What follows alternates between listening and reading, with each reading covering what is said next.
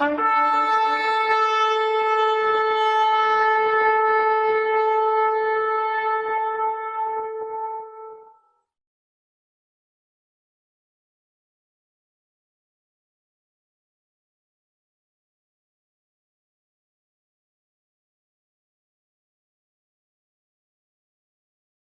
everybody. Bob Schlenker here, The Open Scroll with Aaron Herman.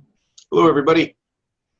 And we're going to start out reading the blog here. And we're not going to be doing a three-part video.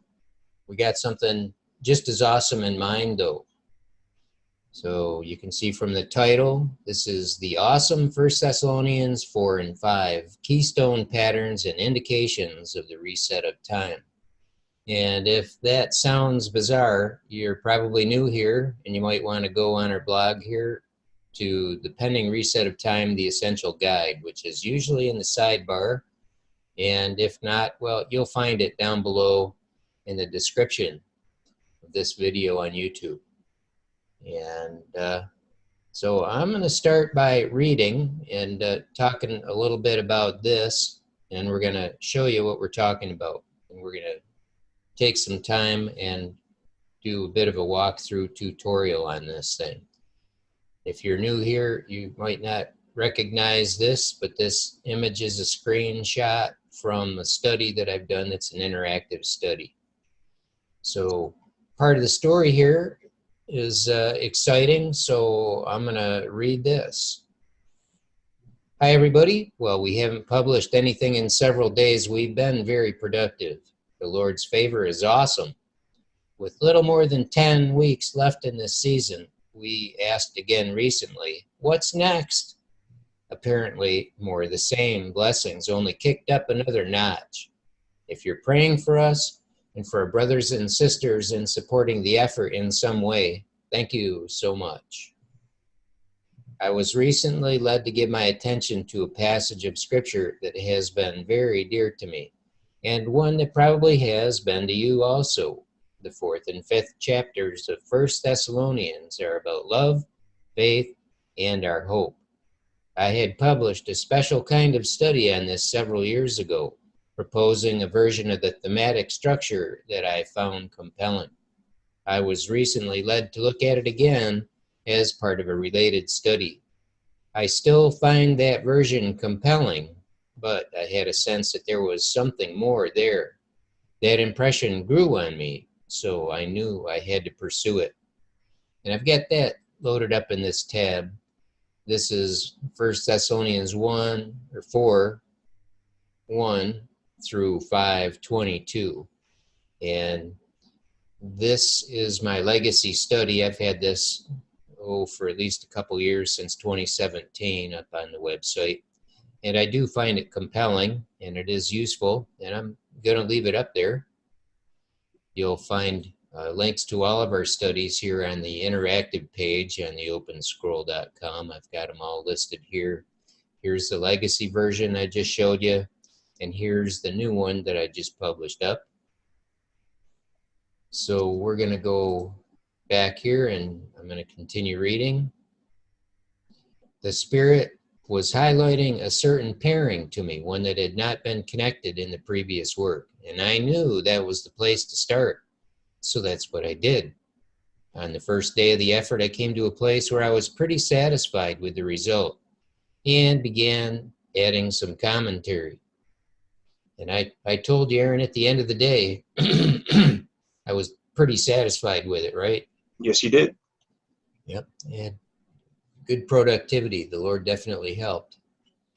But the next day, when I returned to the task, I was seeing it in a slightly brighter light, like the 25-watt bulb got swapped out for a 40-watt bulb. So with that added provision, I refined what I'd done until I was satisfied with that, continuing with the commentary. And I think I told you at the end of that day too, Aaron. Yeah, that's better. I'm satisfied again, right? Yeah, we thought that was going to be it, that we were pretty close to done. Yep. I knew I had to continue to work through the commentary, but typically the more I camp on something, regardless of what the project is, if the Lord has me maintain a a fixation on it, then I'm there to get more out of it.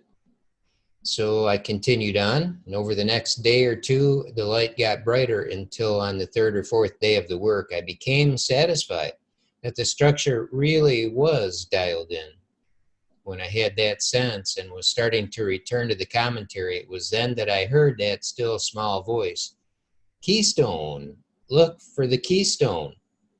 So I did, and there it was, right in the text where I just made the final round of refinement. The keystone pattern appeared multiple times, and with indications of the reset of time. These are woven into the text right where they made the most sense. I didn't go there looking for this familiar pattern. I just knew there was something in there that I had to go find. I knew what my starting point had to be and how to take it from there with the Lord's continual help. When the work was brought to completion, the Lord revealed what was concealed and revealed. And what a welcome and encouraging blessing it is. And I think you'll agree. There's a lot of teaching and preaching that goes along with this. This kind of interactive presentation will challenge even the best students to follow. I've tried to help with instruction and teaching by adding many comment windows. Lord willing, a video will be produced, and that's what we're trying to do here, alongside this interactive presentation to make the instruction and revelation insight more accessible. Blessings and love in Yeshua, Bob and Aaron. And of course, there's a link to it here, and I've also linked on the picture here. So let's go there. And hey, it resembles the picture. How about that? So there's this. And I want to make reference to the one that we published just previous to this. And I'll show you here in Ezekiel 47. We knew in advance of making this that there was a keystone pattern in there, but I made the effort to go in and to see exactly what the structure looked like. So the keystone pattern, just to clue you in if you're brand new here, it has to do with an accounting of time that spans from a celestial sign to when certain things will happen. And the span of the count is common to the Lord's calendar.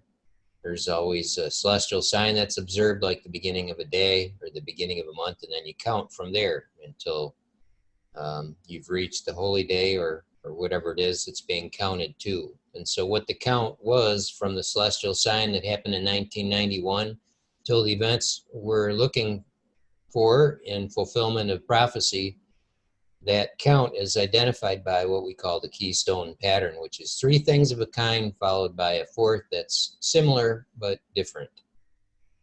So here it is reflected in the text of Ezekiel, and also the reset of time is reflected in there, which pivots here in a chiasm in verse 5 on these two lines. For the water had risen, and it was deep enough to swim in. And this is something of the same kind that we're going to see in a few instances in 1 Thessalonians chapters 4 and 5. So you'll notice I've got quite a few of these bars and even lines that are decorated a little bit, and these all represent clickable interactive items. And so we're going to be clicking around and clicking off. And you'll notice that we've got highlighting of the lines that's happening as I hover my mouse over them, or as you tap your tablet, you'll see these. And as you're watching this video, if you've got two screens, you might want to be watching this video on one screen and have the interactive page up on the other screen. So when I'm talking about something, you can be playing with it yourself on the other side. So you'll notice here I've got, on the far left, I've got three big bars. When I hover over this bar, just that one single block that the bar spans lights up, highlights in blue. When I go down here, we've got two of them that light up. One darker blue where my mouse is hovering, and these are matched up. And that's why I've highlighted them the same to indicate that match. So as I hover my mouse over the bars, you'll see that sometimes the bars are highlighted just the one bar, and sometimes two are highlighted. And this will indicate the structural comparisons. All the Bible is highly ordered. It all contains this kind of structure. And it's unique to the Bible as far as I understand. It's a special writing. It's God's own word. And the author, no matter who the agent was that recorded it, whoever the scribe was, like Paul or Daniel or John, doesn't really matter who the scribe was when they're bringing forth the word of God for us. They're bringing it forth in a special way. And so what we see here is just the text of the Bible. This is chapter 4, verse 1. We're using the ESV version here. And it goes in order. Every word is in there through 5, verse 11. And nothing has been shuffled around. Nothing's been added. Nothing's been dropped. It's all just the text of the Bible. And you might want to just confirm that so that you know we're not doing anything funny here. What we have done that's different is change the line breaks, because in the Bible there's typically subheadings that are thrown in some Bibles, or it's just all in a text. Sometimes it's in one column, sometimes it's in two, and the text just flows without regard for the structure typically. So what we've done here is, in my assessment of the structure, I have determined where the natural line breaks are according to the way that the symmetrical structure naturally reveals itself with the Lord's help. So you'll see that some of these lines are part of a verse. Like verse 1 takes 3 lines. Verse 2 is a single line. Same with 3, 4, and 5. But in verse 6, it takes up 2 lines. And so how do I know? Well, that's the thing. And what you should do, and I'm going to describe probably enough to help you figure it out, but you'll want to see is what I've done here valid in the way that it's been matched up. Now, some of these things are really obvious, and some of them are really very subtle. But the way that the patterns exist inform us about certain things. When we realize that we have a structural pairing, what does that do for us? Well, it allows us the opportunity to compare 2 elements very specifically where we wouldn't otherwise think that there was any need at all to compare them. Or we might perceive as we're reading through the text some repetition. But why? Oftentimes people have the impression that, well, it's poetic. It's prose, but it's more than that. There's actually, it's a way of communicating on a deeper level. It's like with the use of figures of speech, and from one perspective, you could consider what's done with the structure as a kind of figure of speech. It's a manner of communicating beyond just the strict meaning of words. And there's added meaning here. And what kind of meaning there is, well, once you are able to discern what the structure is and you meditate on these things, the Lord brings insight. And even without knowing what structure is, the Lord can bring these insights. But sometimes He's ordained for us to do the research, to put in the effort and dig out what's there. Sometimes there's gems that are just laying on top of the ground, and we can go pick them up and enjoy them. Sometimes you got to dig. Sometimes you got to go way down in the mine. And as I've been a miner going down deep over this past week, I think I've discovered the intersection of a gold mine and a diamond mine.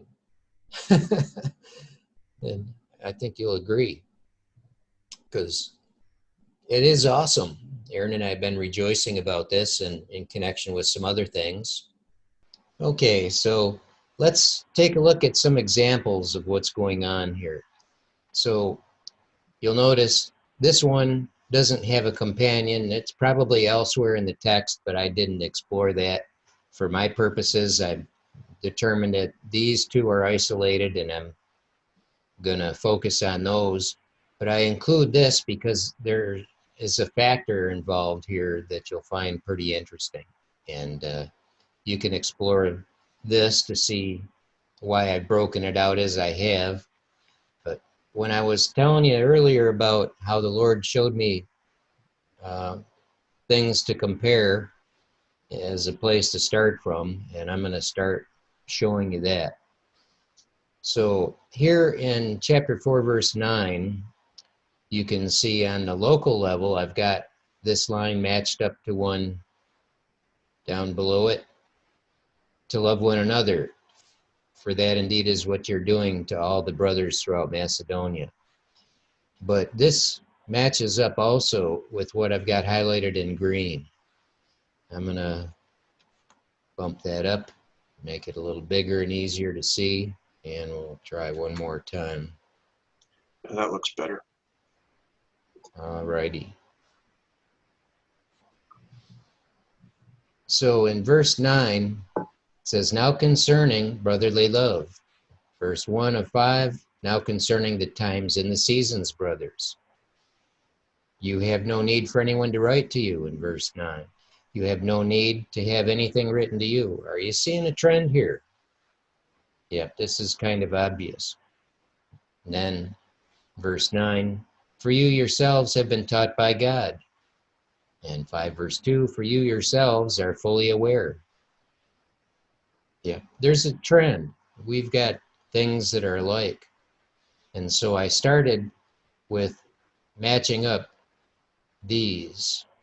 And I found that the blocks that you see in blue are complete units, or I call them companions or companion elements. And these blocks of text are matched up.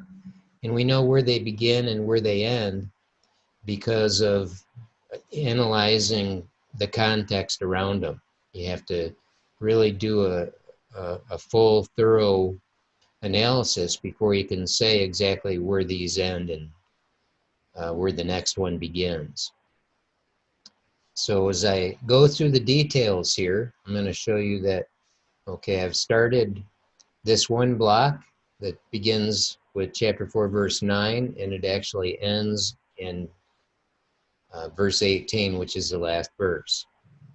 And then chapter 5 begins, and from verse 1 through 11, that matches up with 4, 9 through 18. And we're going to see how, and we're going to see how the symmetry works, and then we're going to start talking about meaning. But in order to describe relationships, I'm going to use some more complicated terminology that's familiar with those who deal with this kind of structure, which is often called chiasm or chiasmus, based on the name of the Greek letter that looks like an X. It's a chiasm. And it's also called parallelism, oftentimes Hebrew parallelism. But there's quite a few different kinds of labels that people give to this. I call it thematic structure, typically, because that's what it is, very simply. I'm not trying to be scholarly here. I'm not a scholar. I'm just a student who the Lord has engaged in this type of work because he's had his, he's engaged me to root out some of these things. My first invitation came in 2 Thessalonians chapter 2 because the theology that I'd learned had hamstrung me. I was crippled by it, and I wasn't able to think right about some things. And the Lord corrected me and set me on the right path using another tool that I had not formerly had in my tool chest. showed me about the thematic structure, and it's been very fruitful since then, now that I've had this tool and learned how to use it. So I, as a programmer, developed a way that I could produce these interactive presentations to help me both develop and present what you're seeing. So yeah, that's a lot of history, and yep, this might take a while. So if you need a cup of coffee, get yourself set, put this on pause, whatever you need to do. We're gonna be here. We're gonna take our time. We're gonna go through it because it's worthwhile. And I'll tell you, if you spend half the time that it took me to put this together and trying to figure it out, it will have been time well spent. And even if you took the same exact amount of time that it took me to put this all together, it would be time well spent. And I must say, even if it took you 10 times as long as it took me, and that's a lot of hours, it would still be worthwhile if that's what it takes for you to get your mind wrapped around this, because it's a big deal. This really is a big deal for it to, for the Lord to put me on it and bring it forth in this hour. And we're talking about, maybe 10 weeks to go when you're watching this before we expect time to be reset. That's a big deal. So the way I've designed it here is I've made a click event with a pop-up window so that when I click, it's going to freeze the highlighting that you see. So I'm going to click on this big bar here, and I'm going to start all the way to the left because that is the widest scope, and this is typically how I've structured my commentary for you to start there. But before I click on that, I'm going to do a little bit more hovering just to give you a sense of what it is that we're looking at. And I'm not going to read through the whole thing, but I'm going to focus on, a couple of these elements so you get a sense of how it's going to go.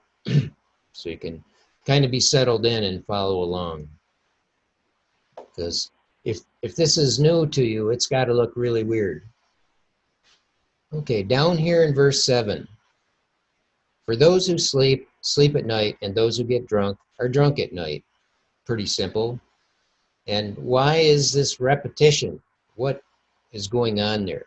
Well, for one thing, it's showing us a pattern that's really common in this passage. I'm going to describe that in a minute. But here is the verse, covers all 4 of these lines that you can see are a unit. And then in the next level over, I have 2 bars. And why do I have 2? I'm saying that this bar with this highlighting is like the other bar that's highlighted. And how is that? Well, we have a repetition. What is appearing first in line 7 is then repeated. For those who sleep and those who get drunk. Sleep at night are drunk at night.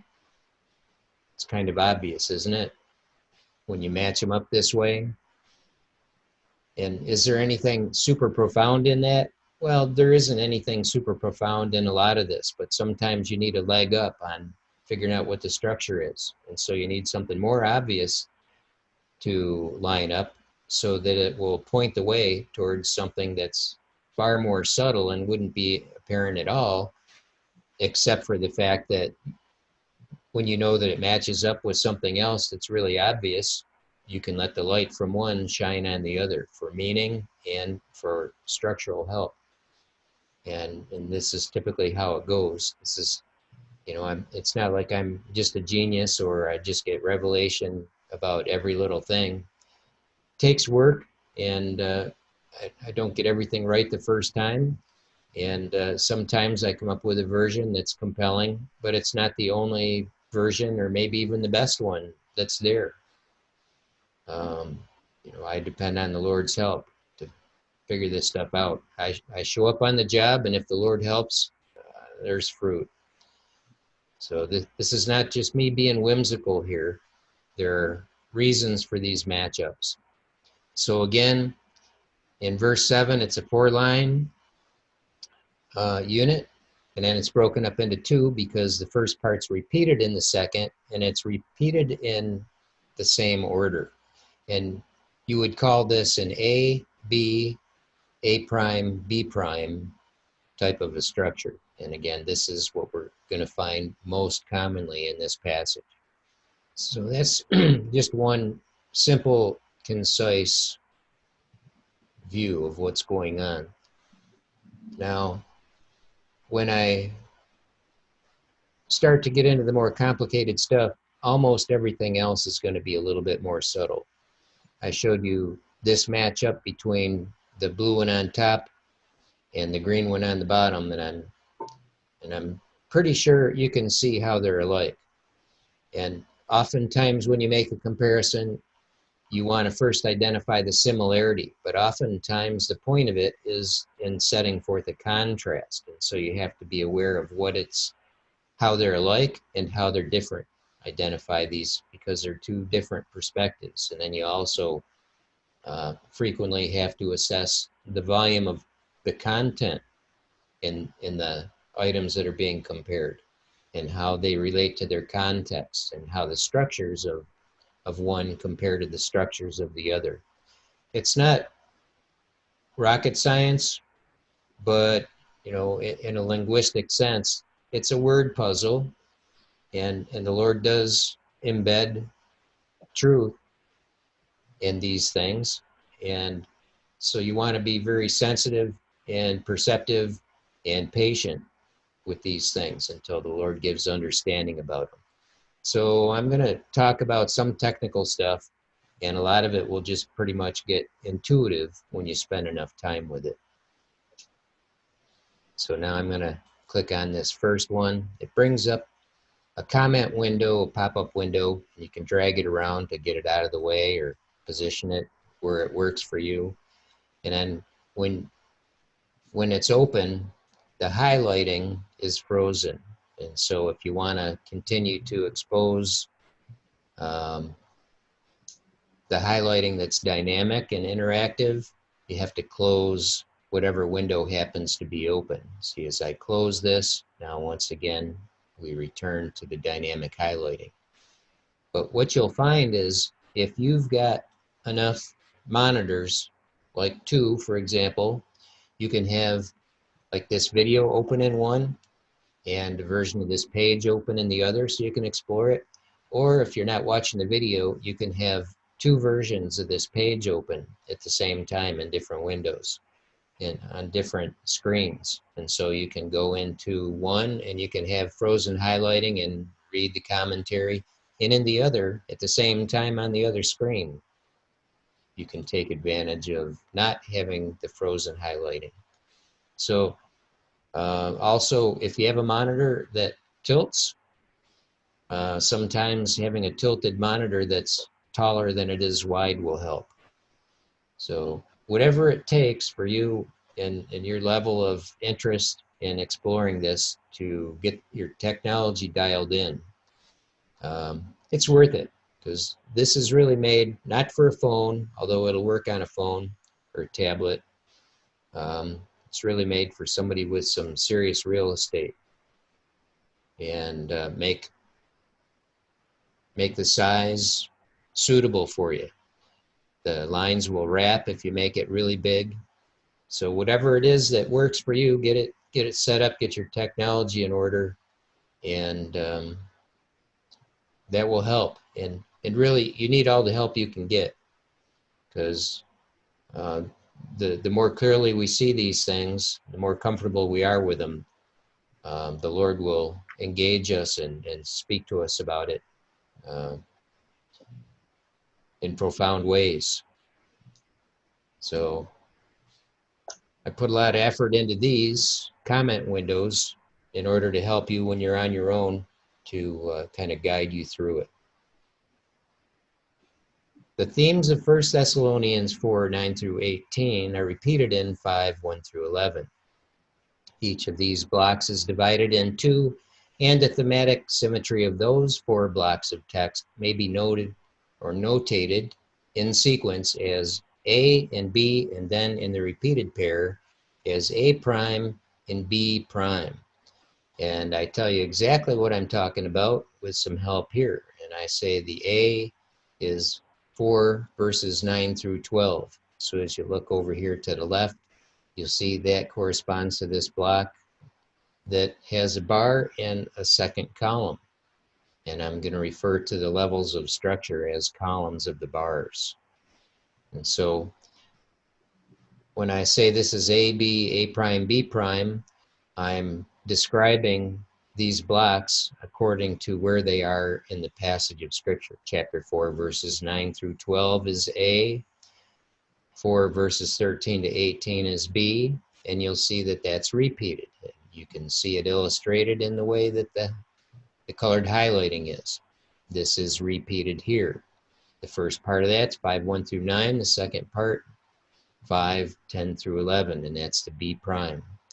And so what I've been describing with all that language and all that other descriptive terminology is just simply, here we are, this is repeated here, and what we have is this kind of repetition where this first part is repeated as the first part here. And the second part here is repeated as the second part down there. So it's repeated in order. And it's just exactly like it is here. You could say A, B, A prime, B prime. The prime refers to the part that's repeated. So here we have A, B, A prime, B prime. So you see how that works? Pretty simple. It's easier just to show you because it's super easy to see. And when you are hovering over your bars on a level and you get things that are highlighted that are separated, it's really easy to see why people don't perceive how the structure is, that there's a repetition, because you're reading along and here's all this text in between, and then you come down here and you don't automatically go, oh, so we're starting over, are we? Okay. Oh, and then you get down here, oh, okay, yeah, we just read that up there, so we're just repeating. No, my brain doesn't think that way. It takes a lot of work to figure this stuff out. I don't know, maybe you're smarter than me and you just perceive these things automatically, but this isn't something that the Lord always points out to me, that things are matched up. He can, and sometimes he will if he needs to, but oftentimes he gives us the opportunity to work things out, and then he helps us and encourages us and inspires us and guides us along the way. And so we've got to do the work. And sometimes, especially these days, life is moving at such a pace where people just will not settle down and do what's necessary to follow through with what the Lord is leading them to do. And I encourage you that if you're inspired by the labor that it takes, it's not that I'm trying to impress you, but the Lord is working to impress upon you the fact that work is required. So if he's led you to do something, stick with it and see it through to get the fruit. So in this first A section here, it's kind of big, 9 through 12. The second's kind of big, 13 through 18. And then 5, 1 to 9 is big. It's the biggest one yet. Now we get to one that's kind of small. So let's start with that and take a look so you can see how this works on this level. As I go to the next level here, you can see it's divided in 2, and you can see the one above it is divided in 2. You can see up here that this part is big, and again down below it's small. And then this part of it is small on both ends. So let's start with that. 4:18 says, therefore encourage one another with these words.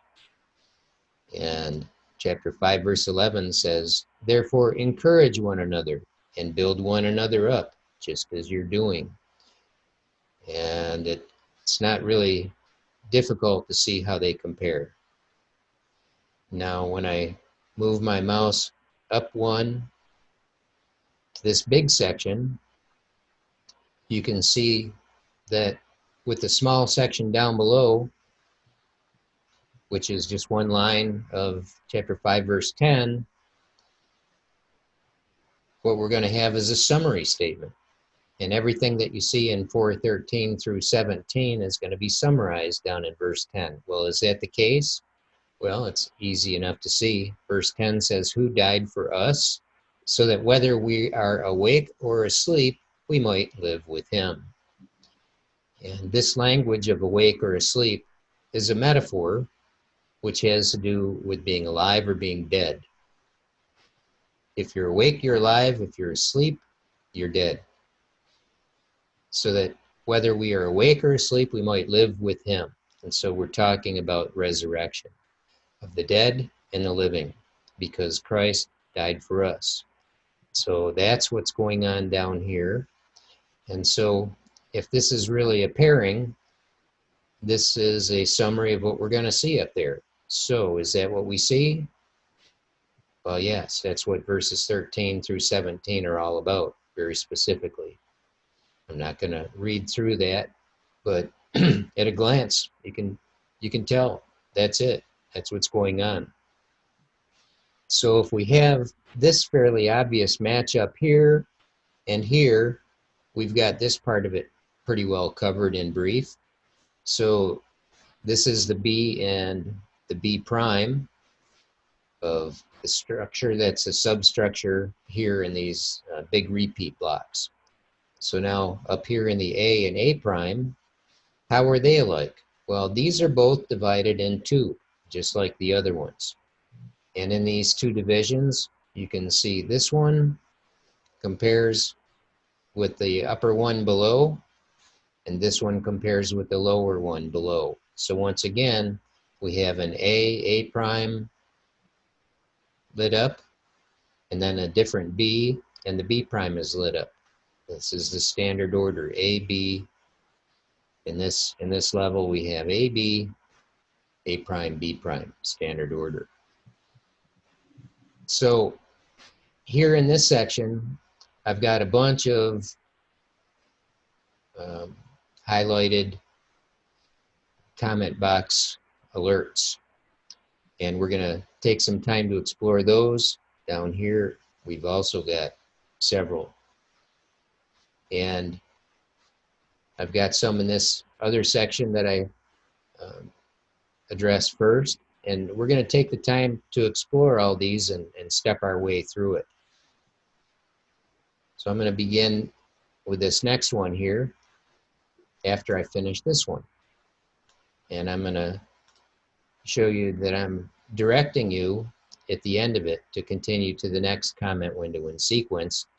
And the instruction here is to click or double tap on the bar spanning 4, 9 through 12. What is that? That's chapter 4, verses 9 through 12, which is up here. So I've clicked on this one, and then if I just click on this other one, I don't have to close the window, it just automatically loads it. So when you want to do it this way, you can just click around and click on any of these other elements, and the comment box and the highlighting adjusts automatically. So you don't have to close the box every time. Alrighty. As we continue on, some attention will be given to the structural design and then more to what is meant by it. There is in each distinct linkage between companion elements an implicit sharing of meaning, as one casts its light upon the other. To see the context in a much brighter light is a huge benefit as we seek insight, wisdom, and understanding from the author who both conceals and reveals, who opens the eyes to see. So that's a nice little introduction in that box. You can take as much time as you want to dwell on these things when you're on your own.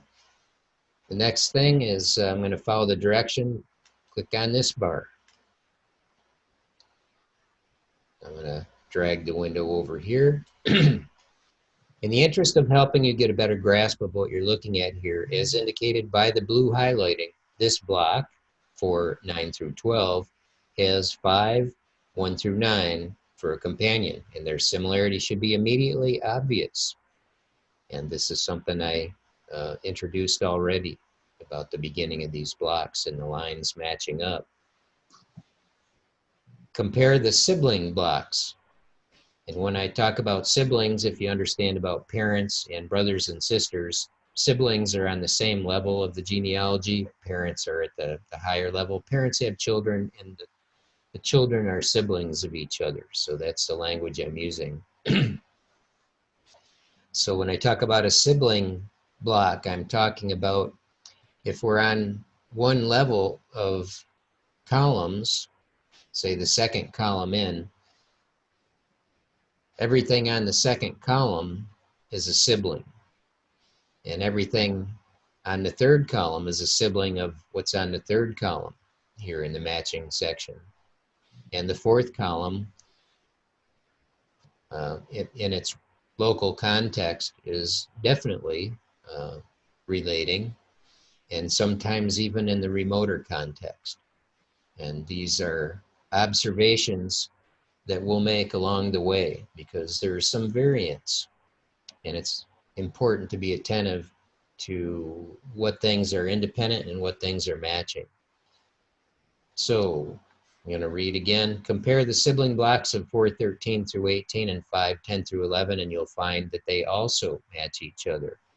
So 5:13 through, or 4:13 through 18 and 5:10 and 11 are not highlighted here, but you can see that, you know, when these are highlighted, it's easy to pick out what's not. And so these are the sections that I already talked about and that we already made a comparison on. These two blocks highlighted in blue are the A and A prime of the parent level, and the two sibling blocks mentioned above are the B and B prime. This is the customary notation for such a pattern, A, B, A prime, B prime. And this is the standard pattern of this passage of Scripture. This pattern could hardly be made more obvious than how it appears in verse 5:7, which I demonstrated earlier. So this should be starting to get familiar. All four of these blocks, A and B and A prime and B prime, divide further in two blocks each, and we're going to explore that now. After closing this comment box and exploring the context highlighting by hovering your mouse or tapping on your screen, you can bring up the next comment box in sequence by clicking or double tapping on the bar spanning 4 verses 9 through 10a. When I say 10a, that indicates that there are multiple lines that span verse 10, and A would be the first line. So when I say 4, 9 through 10a, we're looking up here and we see 9a, 9b, 9c. This would be a segment of line D, line 10a, and this would be line 10b. So we're talking about 9 to 10a being this block right here. So I mentioned closing this and exploring it on that sibling level. So if I close this and I hover, I'm in the third column, and we're looking at these sections here, which I haven't yet talked about, but hovered over briefly earlier. So when I click on that, the highlighting freezes, and now what we have is another big comment window. So let's address the local context first. And by local, I mean that's what this is right here. This is what I clicked on. So this is the local context. And down here, this is less local, but it's matched up. So with the local context, this block, for 9 to 10A is in two parts because what is first introduced is then repeated. And you can see here once again I have two big blocks and then I have smaller blocks in front of each of the lines. So what's here in 9A and B is repeated in 9C through 10A. It's here and then it's repeated, and it's going to be repeated in a certain way. In our first departure from this passage's well-established standard, the themes here repeat in reverse order as AB, B prime, A prime. This crossing over or X-shaped pattern is called a chiasm, for the reason I said before, because of the name of the Greek letter that looks like an X. It crosses over. If you close this comment window and explore these elements by hovering your mouse cursor or tapping the screen, you'll see the pairings illustrated with highlighting. You'll see blue highlighting the local context and green directing attention to the wider context. I'm going to close this and do that.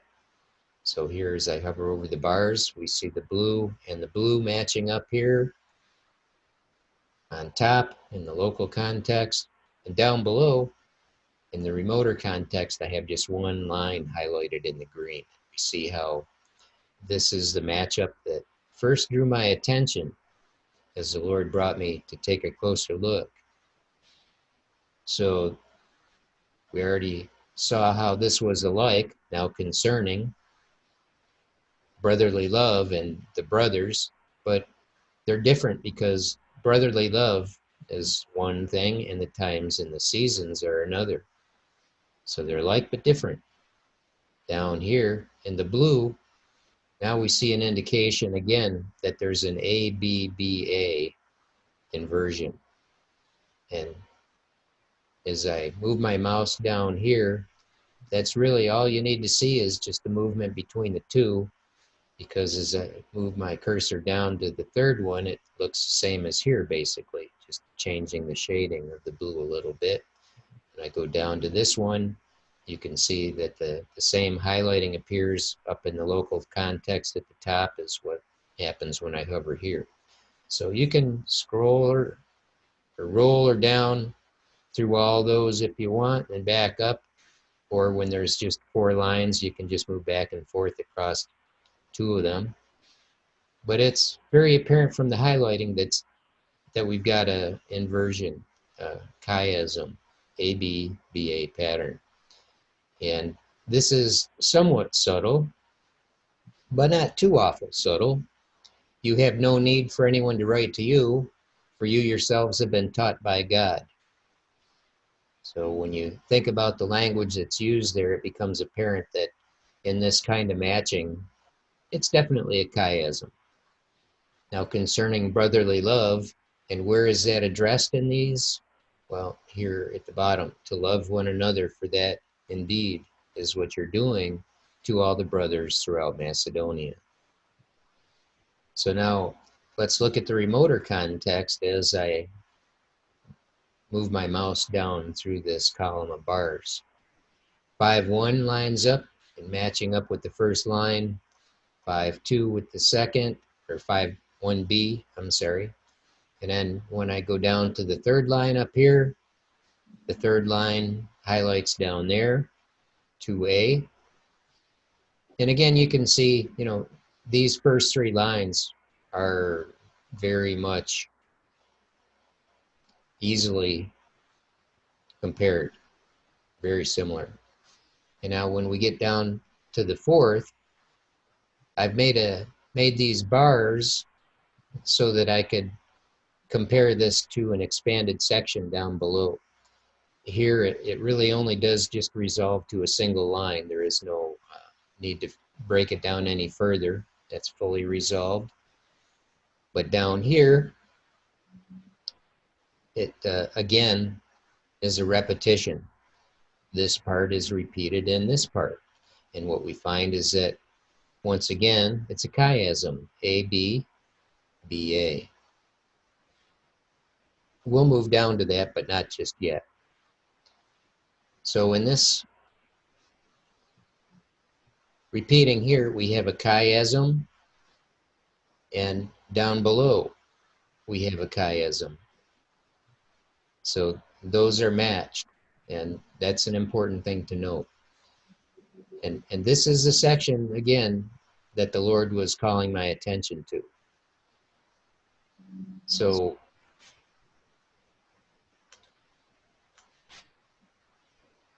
this is what we want to look at now. I've clicked on this first block here, and I'm going to continue. I already read the first paragraph. In the wider context of how this block, 4, 9 to 10a, relates to its siblings, you can see by the blue highlighting that is frozen while this comment window is showing how it pairs with 5, 1 to 3. And the correspondence should be immediately obvious. These two blocks represent the A and A prime of this structural levels AB, A prime, B prime set. Now, after reading that, yes, this is what I was just showing you, and you can see how much easier it is to see it when you're experiencing the interactivity. Some people are able to see it pretty easily when I just describe it. Other people, their brains freeze when they look at this and try to make sense of it because the technical language, and they have to keep referencing the text to see what's going on, and nothing's got a label on it that says A or A prime over here. So whatever works for you. This is not meant to confuse you. It's meant to help you follow along with the important points here. You can only just make it so simple and no more. It is complex, and it is technical. I'm going to continue reading. With a building of confidence in the validity of this presentation of structural design, the relationship between these companion elements begin to reveal some very profound truths as each shines its light on the others. And that's how it works. One shines its light on the others, and that's how you have to see this. And you have to do the comparisons until the Lord highlights it to you. At some point, it may become apparent to you that the keystone pattern and the reset of time and even the repeating of the fourth unit, Shemitah, spanning 2012 to 2019, manifests in this very special pair of texts that reveals such vital truths about our hope. Even the binding together of the chapters numbered 4 and 5 of this book speaks of this reality, because these are the numbers of the doubled Shemitah. Did you catch that? It's worth taking a look at the graphic, so I'm going to click on this page. It opens up in another tab. This is the pending reset of time, the essential guide I was talking about. And you'll notice here, this is a graphic of the keystone pattern with the reset of time. It'll help you visualize that. The count comes from the celestial sign of 1991, which you see in this list here. The target Shemitah is actually this Shemitah 861. The two factors are the keystone pattern, which is a count of 3 and then a fourth, or a fourth and a fifth, because of the reset of time. And that factors in by, at the end of 2019, we expect that Yom Teruah, time resets back to 2012. So that kind of pushes this current one to the background as we replay the next one from 2012. So this is the pattern that we're very excited about seeing. We saw it in Ezekiel 47, and we're definitely seeing it here. So I introduced that in this little section, and I direct it the following here. Continue to the next comment window in sequence by clicking or double tacking on the bar spanning 410b to 12. And that's this section right here. This is the bar. So there we go. Now this 4-line block, 410b to 12, features this passage's standard pattern of AB, A prime, B prime. Most of our interest is drawn to the companion text in chapter 5, which has more content and complexity, which is immediately obvious. What's not immediately obvious is how they're related. In the companion text of 5, 4 to 9 on the structural level presented in the 6th column of bars, you'll find 2 themes repeating 4 times, like A1, B1, A2, B2, A3, B3, A4, B4. Yes, A3 expands to call our attention to the basic 4-line design. If you close this comment window, you can explore that by hovering your mouse cursor over or tapping on the smallest bar in front of 5, 4, then 5, 5, and on down the column to 5, 9B, if you like. Well, let's do that. So you see, my first direction here is the small bar in front of 5, 4, and I mentioned it's the 6th column. So here's 5, 4, counting the columns, there's 1, 2, 3, 4, 5, 6, and there we are on the smallest bar in front of 5, 4. And so I mentioned that it was an A, B, A prime, B prime, and on down the line. So we can see that evident.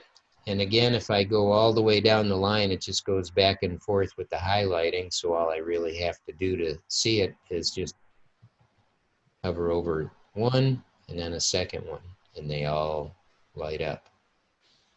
So here, it's not too hard to see that there's a theme involved with all this. But you are not in darkness, brothers, for that day to surprise you like a thief. And the first thing I'm going to call attention to is up in the remote context here. It says in 10b, but we urge you, brothers, to do this more and more. Down here in 5:4, but you are not in darkness, brothers, for that day to surprise you like a thief.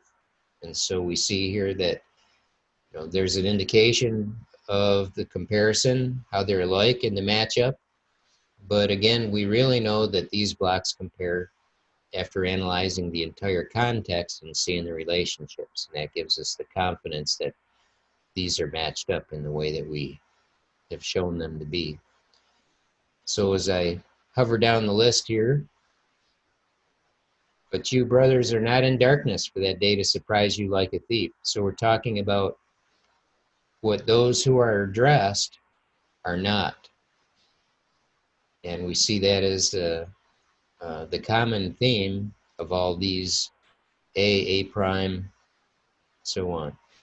Then as I go down to the B section here, what's being repeated is what you are. So first it's what you're not, and then it's what you are. And this is why I've highlighted them this way, because this is how they naturally match up, how they are. And down here, it's what you get. This is what you don't get. This is what you do get. So I'm going to go back up here to this section. Click on that bar again. And we just did according to the directions in the second paragraph. So I'm going to move on to the third.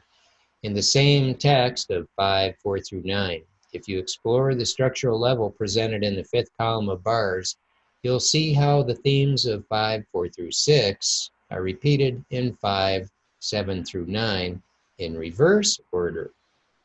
You might notate this as A, B, B prime, A prime. So we just looked at the 6th column of bars, right? And we saw an alternating pattern in order. And now on the 5th column, we're going to close this window and we're going to see those in that same section going in reverse order. So we're going to note the chiasm there. So I'm going to close this window and I'm going to go over here and I'm going to show you 3, 4, 5. As I go down here, we've got an A, B, B prime, A prime structure. So that's all I'm saying in that other one.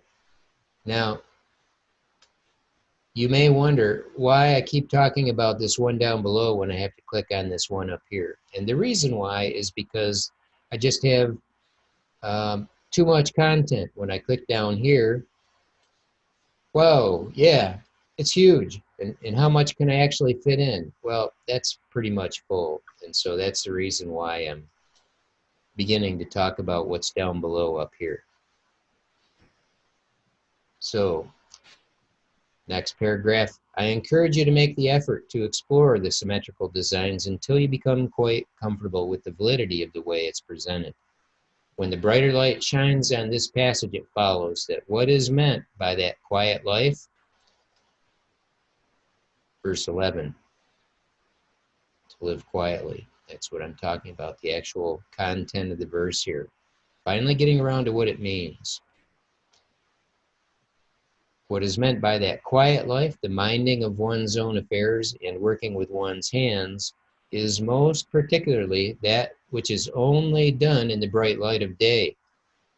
Why do I say that? Because there's a reason why these are paired. One shines its light on the other. And if you dismiss that and ignore that, what's the point? You've learned nothing from having analyzed the structure. The structure is not here just for entertainment, to impress you with, wow, there's structure there. It's there to inform us. So taking the insight from that, let the one shine its light on the other. It goes two ways with these. So when I say that the quiet life, the minding of one's own affairs and working with one's hands, is most particularly that which is only done in the bright light of day. It's true. Not just, making stuff up, trying to stretch things, import in what's not there. I'm just telling you how these things work. It's like a figure of speech. There's a reason for it, for additional insight. So what's only done in the bright light of day, where one has learned to walk in love and no longer needs to be written to about the times and seasons. And we haven't read through that very much, but reading through the context a few times will help you understand this is unified. There's a singular message that comes through that is developed through the standard process of reading through the text. But it's all tied together and more light shines as you discern the structure and let the thematic pairings have the role that they're there to provide. So in the bright light of day, where one has learned to walk in love and no longer needs to be written to about the times and seasons. To walk in love, which comes from this earlier section, from chapter 4, verses 9 to 10a, which shines its light on its companions, as the A section does to the B section. So, such a one is no longer dependent on anyone except the Lord himself, the bridegroom thief. See this verse 12? So that you may walk properly before outsiders and be dependent on no one. What kind of dependence are we talking about? You're needing to grow up and be dependent on no one. Oh, not even the Lord? No, this isn't anarchy here. This is becoming dependent upon no man. And in the context, to have to teach you and lead you and guide you in these things. Why? Because this is how you become fully aware. Those who love are fully aware.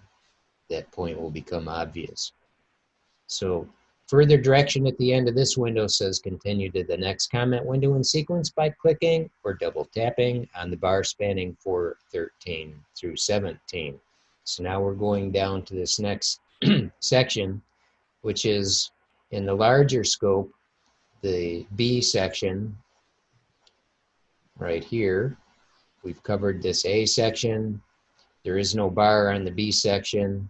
No bars down here. We're following through a sequence, and it'll become apparent why I'm going in this sequence. I say to click on this one here, and there's a lot of commentary. And this is the one that I've broken out earlier to show you how verse 18 of chapter 4 matches up so evidently with verse 11 of chapter 5.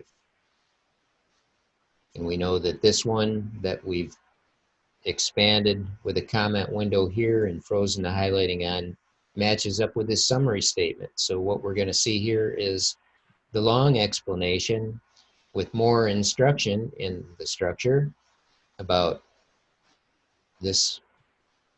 So the design here is according to the standard, where the themes, just going to move that underneath here, of 4:13 through 15 repeat in 4:16 through 17 in order. And I'm talking about this that I've clicked on and highlighted the whole block is divided in two, 13 through 15 and 16 through 17. What we find in this first block is repeated in the second. And it's repeated in order as A, B, A prime, B prime, which becomes apparent as you explore, after closing this comment window, the highlighting of the fifth column of bars spanning 4:13 through 17. Let's do that. 1, 2, 3, 4, 5. And so here we have an A, B, A prime, B prime, standard order. And is that really apparent? Well, if you read this, you'll see that it is very apparent. And most obviously, here in this B section, this is repeated, and it's repeated again in this way in standard order. A, B, A, B. So I'm going to read these so you see how obvious this matchup is. And this gives us a leg up on some of the more subtle bits. That's kind of the point of this. Otherwise, how would we ever figure this out? You need a guide. You need some help, some more obvious to help indicate the less obvious. The good stuff is usually where it's more subtle. That's where the esoteric understanding comes through. So here we have that we who are alive, who are left until the coming of the Lord, matched up with then we who are alive, who are left. Obvious enough? I think so. Will not precede those who have fallen asleep. Matches up with will be caught up together with them in the clouds. With who? Those who have fallen asleep. To meet the Lord in the air, and so we will always be with the Lord. So I know that these match up and that the lines break where they do and that the content is included where it's supposed to go because, again, the context. I've analyzed the context, and it just becomes apparent that this is how it is. So with these B and B prime elements being kind of obvious, we know that these A and A prime elements that are sandwiched in between there or alternating, woven in, are matched up as well. And so it's fairly obvious. Now in this one, this is a single line, but it matches up to one that's broken out into 4 lines. Let's explore that one. This part, 13, is repeated in 14 and 15a. And when I hover over the lines, we see there's 4 lines. And again, we have the pattern AB, A prime, B prime. I'm going to read these. But we do not want you to be uninformed, brothers, about those who are asleep. Matches up with, for since we believe that Jesus died and rose again, even so through Jesus, God will bring with him those who have fallen asleep. And so we have those who are asleep as what's similar and obvious. And we know that they're matched up. And we have in this B and B prime, that you may not grieve as others who do not have, who have no hope. And it matches up with verse 15a, for this we declare to you by a word from the Lord. You might say, well, how in the world does that match up? Well, yep, it's subtle. We know that they do because we've analyzed the context and we understand the pattern that's obvious from the context. And so we have to wonder, how are they similar? How are they different? clicked on there, and here we go.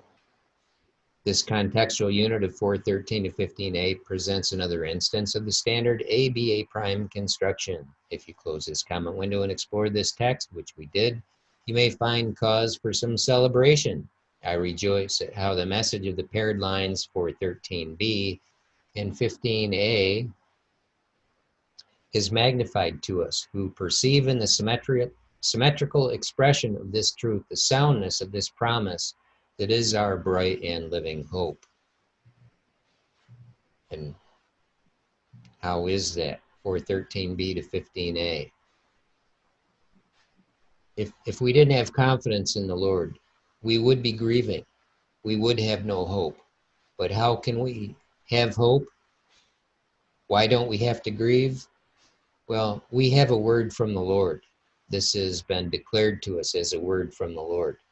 If you lack confidence in that, maybe you just don't grasp the fact that what we're looking at here was conveyed to us through the writing of Paul. People dismiss Paul entirely as being not even an apostle, just a fraud. Well, how do you know that that's a lie? You really think Paul generated this pattern by himself?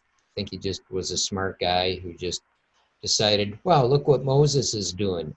I'll do that. That'll impress people. They'll think I'm an agent of God. No, that's not how it works. It just naturally comes out this way because Paul was led to write this in the way that he wrote it, with the words that he used, in the order that he used them. And so here they are conveyed to us, reading even in the English, where we see this telegraphing through, this supernaturalism, telegraphing through by the Spirit of God. And if I didn't have to use this rental mouth today, I would use a better one. But this is the best I can do. So hang with me here. Yeah, Aaron and I have our struggles, and so thank you for praying for us, those of you who do, because we've got enemies who are laying assault on us with their siege ramps in the Spirit continually, and we know there's blowback for us and for you. So as we pray for each other and support each other, we'll get all the provision that we need to do what needs to be done in this season. But it ain't pretty. Warfare is bloody awful, and this is what we're called to. And to that point, I just want to encourage everyone, as you said there, to remain vigilant and alert, because the warfare is escalating and ramping up, as I'm sure all of you who are paying attention can attest to. So just wanted to encourage you as well to just stay vigilant and keep a guard on the mind and the hearts, and attentive to as the Lord's calling you to pray and engage in warfare. So we're going to try to persist and do our part, and we encourage you to do the same, because you're not here for nothing. Okay, so with this window, having covered what we covered, the direction is to continue to the next comment window in sequence by clicking or double tapping on the bar spanning 5, 1 to 3. So as we look down here, that's over here. There we go. Now we've got this section highlighted that I highlighted earlier when I clicked on this bar, and I was saying some awesome things here about the Keystone Pattern and how it manifests in these special blocks. So now finally clicking down here, we're going to see the most awesome one manifest in this section that the Lord really clued me into as far as beginning with matching these up. So I'm going to read through this first, then I'm going to read the comment window, 5, 1 through 3. Aaron, why don't you read those for me? Now concerning the times and seasons, brothers, you have no need to have anything written to you, for you yourselves are fully aware that the day of the Lord will come like a thief in the night. While people are saying, there is peace and security, then sudden destruction will come upon them, as labor pains come upon a pregnant woman, and they will not escape. Yep. I've heard that preached, and I've preached it myself many, many times. And you may have too, but there is more going on than you may have realized. Reading the commentary, the structure here is the non-standard form, chiasmus, which matches the design of its companion text 4:9 through 10a.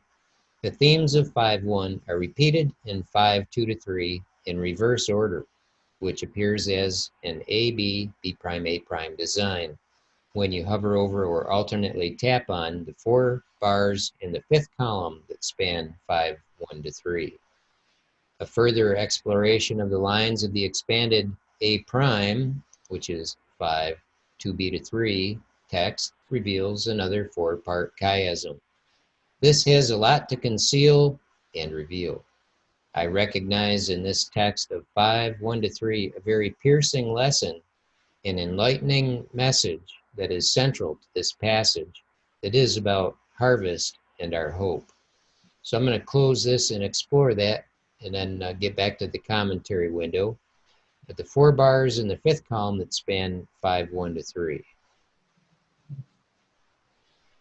2, 3, 4, 5. And so we see here there are 4 bars that span this, and in the 5th column, there's the chiasm evident, right? That's what I pointed out. There's the chiasm. Most obviously, in the 2 lines that are compared, you have no need to have anything written to you, for you yourselves are fully aware. How did they get to be fully aware? Why don't they need to have anything written to you? Well, because what has been written, they understand nothing further needs to be written. No more need, because the time for writing about it is past. Whatever the content is that's been conveyed through the writing, done. No more need to be written to about it. They're fully aware. Well, is that you? Well, maybe. We're gonna challenge you and ourselves in this matter, because obviously being informed so that we're fully aware is a big deal. We're going to see just how big a deal that is. I'm going to continue on reading here in the 2nd paragraph. With extreme redundancy, a point is being made about the difference between 2 kinds of people. That difference appears as the subject of 5 verses 1 to 3, and this is expanded upon with emphasis in 5:4 through 9. See, I'm talking about the A section here that's highlighted in blue, and then making reference to the B or B', the A' and B' sections here, verses 4 through 9.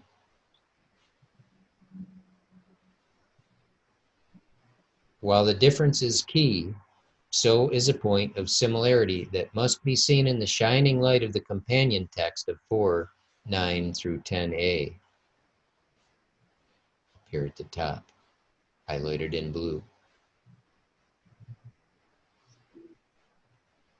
This is about brothers, saints, and not the general population of the world at large. And if you're not clear about that, it should become more clear.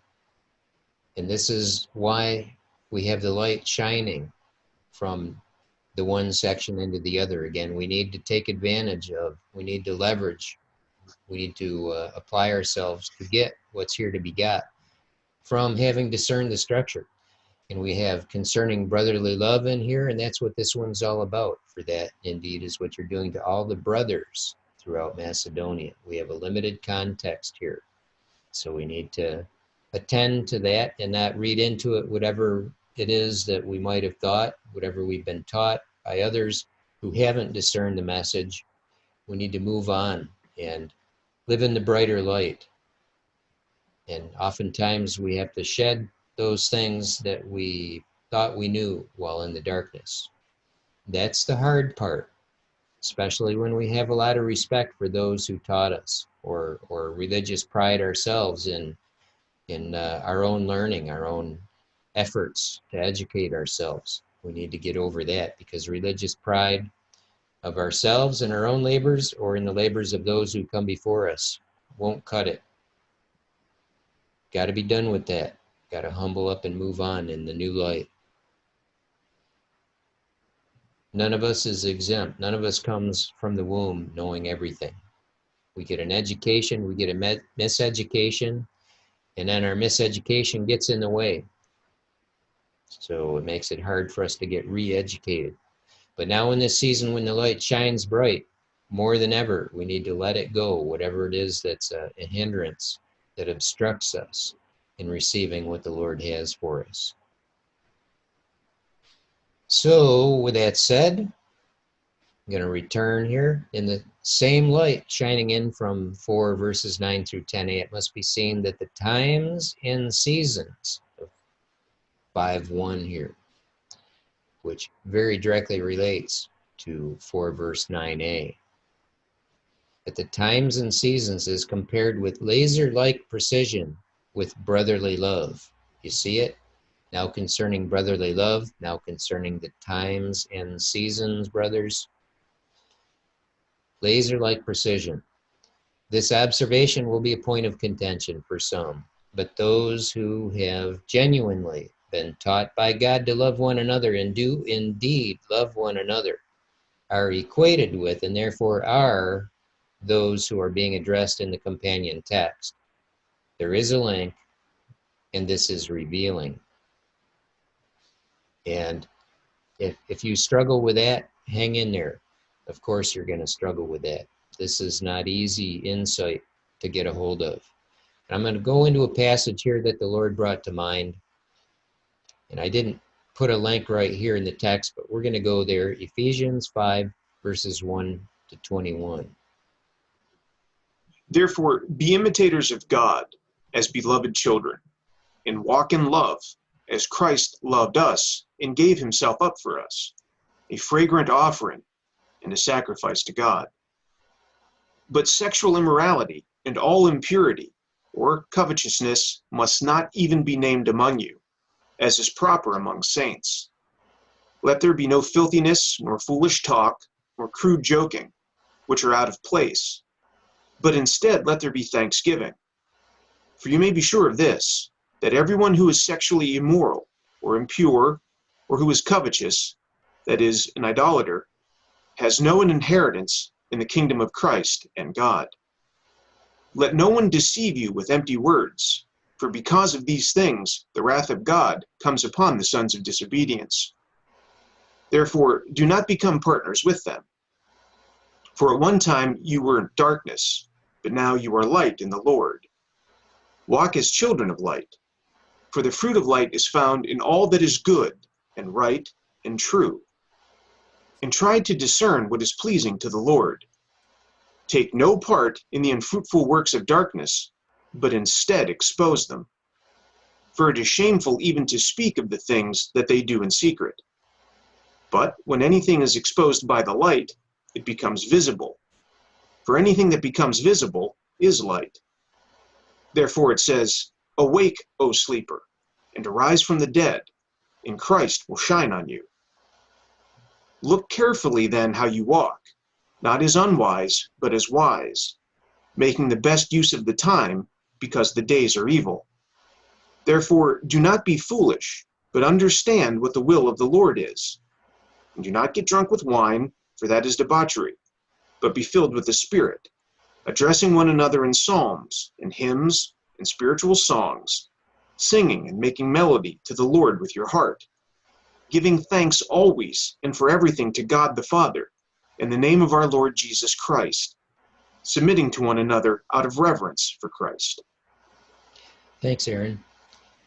And you'll notice if you're familiar with the text in 1 Thessalonians that this is a very close companion text. And even as you continue on in Ephesians chapter 5, you'll see a lot of close similarities there that are very, very relevant. So I wanted to go through that instead of just making reference to it, because it's just such a close parallel and so relevant in our season right now. Back to the comment window. The message of chapter 5, verses 1 to 3 is very obviously addressed to those saints who are aware in a way that results from having been informed about times and seasons, and that to such an extent that nothing more needs to be written on the subject. Insight into this piercing message is founded on the bedrock of the awareness of how the time when the Lord will come like a thief in the night can and should be known in advance. And I do put the link here to this study on the openscroll.com called Will No One Know the Day? And we've made a video, there's an audio download. If you don't realize that the time will be known, I encourage you to get that foundation, because that's an essential foundation.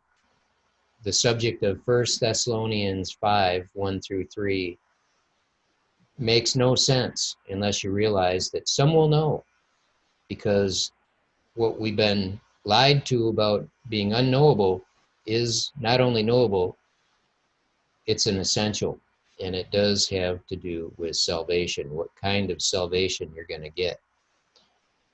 This is an essential message, and without getting a hold of that, yeah, you're in trouble. We'll see exactly what the nature of that trouble looks like. I want to point out here, there are quite a few scriptures that we make reference to. A lot of them are in Matthew 24, which is a text that's used to convey quite the opposite, that the time of the Lord's coming is unknowable. But what is perhaps most obvious here is stated in Revelation chapter 3 in verse 3. Aaron, would you read that one for us, please? Remember, therefore, what you have received and heard. Obey it and repent. But if you do not wake up, I will come like a thief, and you will not know at what time I will come to you.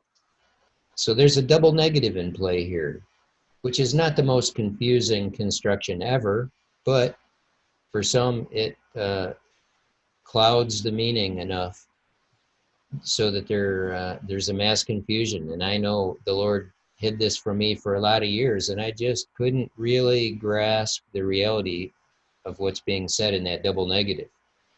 And it becomes just a simple expression stated more easily understood. You can say that it's, if you do wake up, I will come like a thief, and you will know at what time I will come to you, because he's going to come like a thief. But whether you know or don't know depends upon something in the context. Waking up. Does that sound familiar? 1 Thessalonians 5, waking up. And what's it contingent upon? This knowledge of when he comes. When you wake up, you will know. If you don't wake up, you will not know. And what is that related to?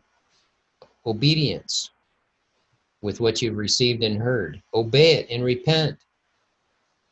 And repenting is necessary. And maybe this is for you. Maybe you need to obey and repent. And then you'll wake up.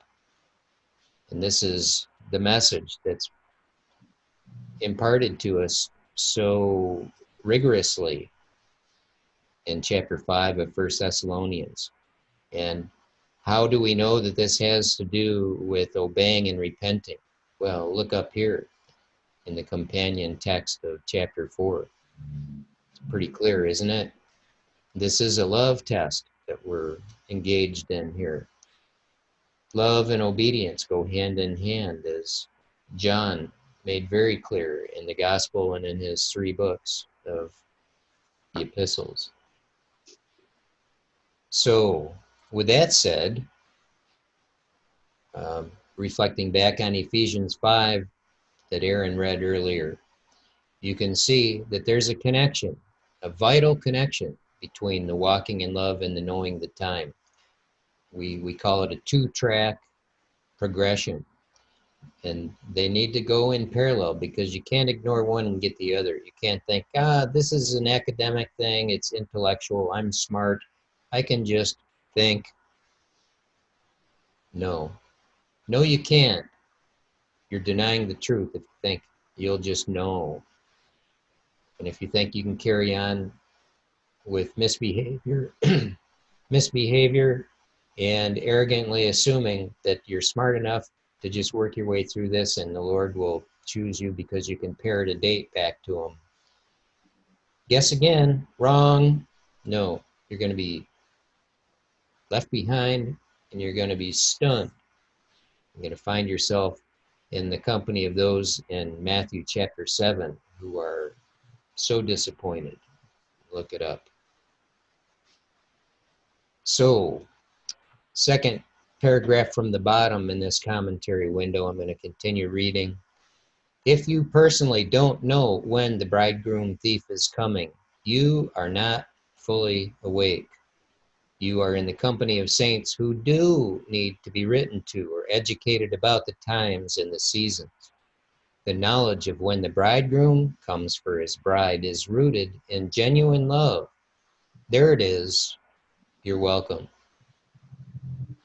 And I'm not being smug and arrogant. I'm telling you, making a point, telling you how it is. This insightful lesson parallels the esoteric message of many other passages of Scripture, including Matthew 24 and 25 and Revelation 3:3, or the whole section there in the message to the angel of the church in Sardis. What we're telling you isn't just isolated into one little scripture and twisted up to make it seem like we know what we're talking about and then trying to support our erroneous theology with some other kind of arm waving and jumping up around and, twisting up one side and down the other. No, this is sound. This is in the Bible. It's been there all along. It's been appointed for us in this late hour to get a hold of this, to get the light, to get our act together, not independently, but together, helping each other do it, each doing our part, so that the Lord will have a people. And we know that he will. We know that his plan is working. It's required this 7-year season that we call a Shemitah. And we're going to return back to repeat it, not in the sense of a do-over, but because the biblical schedule must be maintained, and it will be. And it requires a reset of time and a repeating of the Shemitah. And this will be evident in the structure, as we're going to show you. Now, I don't have further direction at the bottom of this window, so where do we go next? Well, we're going to explore. I was in the window for this section, and I want to show you again how this is repeated here. Up above in the green, this part's repeated here. And you can see how that lines up. Now as I go over here, this one's repeated there. Up above, I show you in the local context how there's a chiasm. Down below here, there's a chiasm. See, A, B, B prime, A prime. This A prime is expanded. So I'm going to start clicking on some of these other elements and talking about what's going on there. And here we're going to see the keystone pattern manifest. Even though there's a chiasm, right? These 3 units are going to be seen as similar, with the 4th being different, both up there and down here. Here's something. Count the lines in this presentation and you'll discover that this is line number 12 in the chapter, a number signifying time. Well, let's count. Here we go. 1, 2, 3, 4, 5, 6, 7, 8, 9, 10, 11, 12. Sure enough. Okay, so this signifies time. And, well, look. Down here in the obvious match, what are we talking about here? Well, it might be a coincidence. Probably is, right? I mean, who would do something like that? Well, maybe God would. Maybe God did. Maybe he pointed it out to me. Maybe not. I'm not just like autistic and have to count everything, or I'm programmed to count everything. No, I don't know what I'm doing. If I make you think that I do, no, it's not me. I'm just a servant. I don't know where I'm going. I show up on the job. I try to pay attention, stay awake, stay alert. And if the Lord directs me to something, then I'm on to it. If he doesn't, what do I know? I'm not that smart.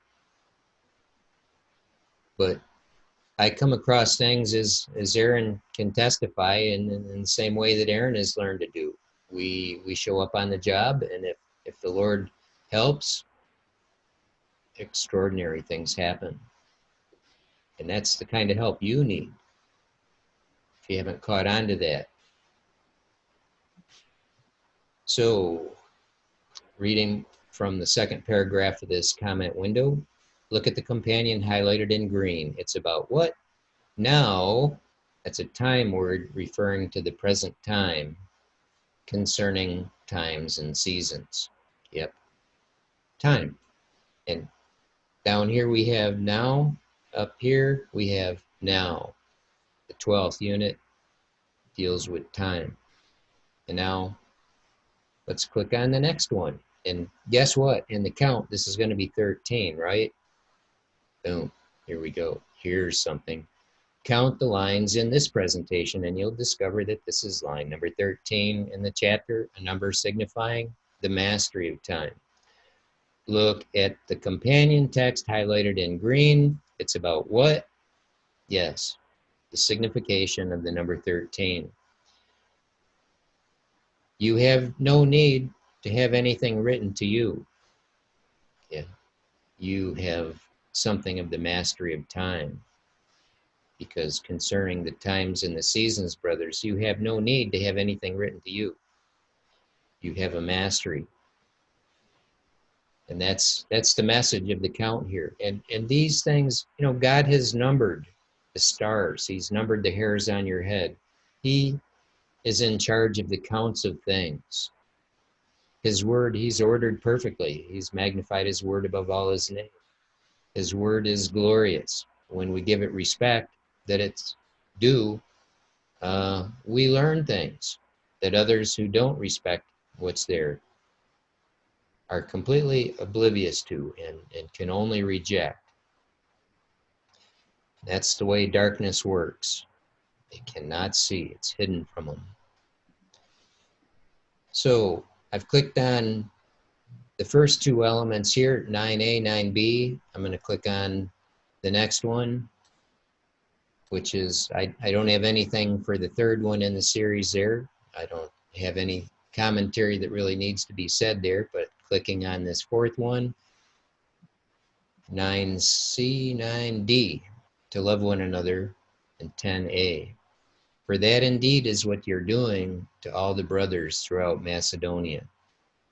While this line is matched most closely with the other line highlighted in blue, in this local context, it's part of a chiasm, but another pattern exists where this fourth line is unique when compared with the three before it. This is the basic Keystone Pattern, where three things of a kind are followed by a fourth that is similar but different, usually in a way that depends upon the first three. See it? Well, take a look. Now concerning brotherly love, you have no need for anyone to write to you, for you yourselves have been taught by God.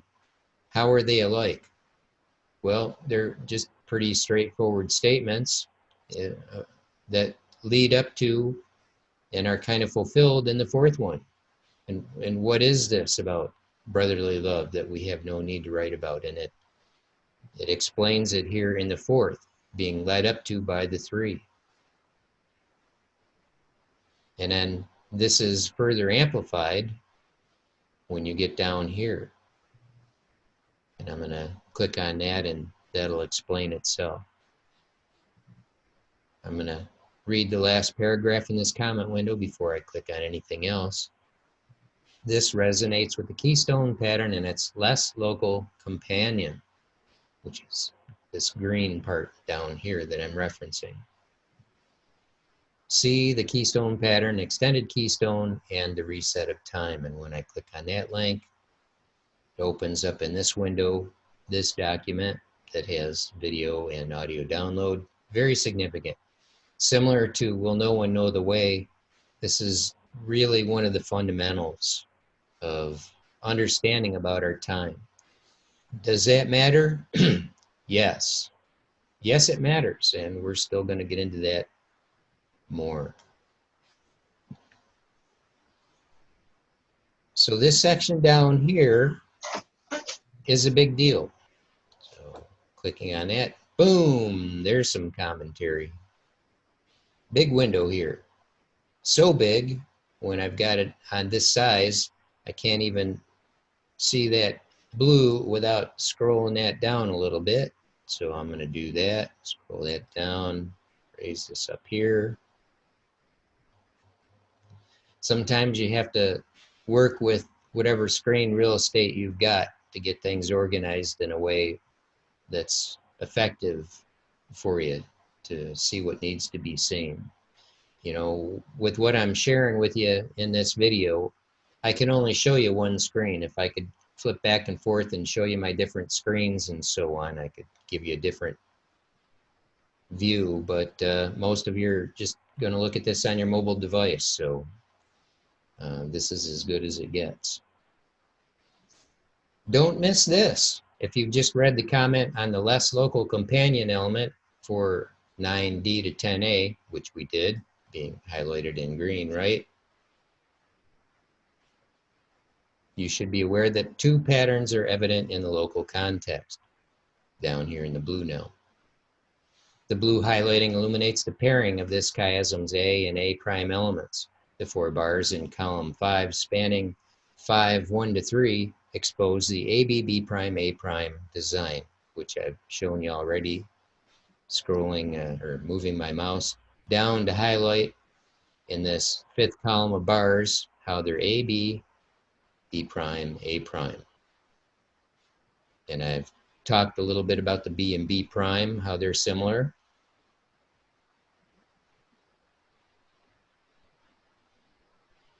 This A prime element is the 4th that follows the former 3 of its siblings in the familiar way of the Keystone Pattern. It's another way of saying this right here, this line, and this next line, 2A, are of a kind, and then this 4th one is different in the same way as it was up above. We have 3 that really set us up for the 4th. And only those who don't need to have anything written to you, those who have the mastery of time, who are fully awake, understand what's really being conveyed to us in this message about the times and the seasons. Anybody else is going to be in the dark. And there's a consequence to that.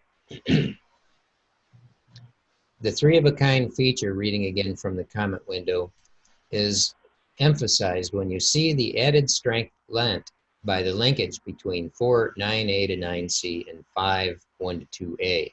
So seeing it in context. One shines its light upon the other, brightening both. So when we look at these comparisons, we have to understand that, again, love and truly walking in love is having been taught by God and having received that lesson to the point where it's not just lip service, like most of the church is operating under the presumption that, yeah, this is what walking in love looks like as they carry on with what passes for Christianity in this hour. There's a lot of different levels of that, but what we're talking about here is one specific level of understanding. When you're walking in love, you know it. And when you're walking in love at the level that this is talking about and separating from those who don't, It'll become apparent here. The fourth and similar but different in a special way element is magnified as this text of 5, 2b to 3 resolves into yet another chiasm. Yeah, and it does, because I'm talking about this section here with these three and this fourth one being a keystone pattern and a chiasm. And then in this fourth unit, we have another chiasm. This part is repeated in this part, and it's repeated in the reverse order. A, B, B prime, A prime. Okay, there we go. What makes this patterning here so much more awesome is when you consider the meaning in this specific context. Critical knowledge is about when exactly the bridegroom is coming. And that requires an understanding of the keystone pattern and the reset of time. See it? Yeah, this keystone pattern, you wonder, well, so what? So what? Blah, blah, blah. So what? What difference does it make? Time's going to be reset if you believe that. And then so what?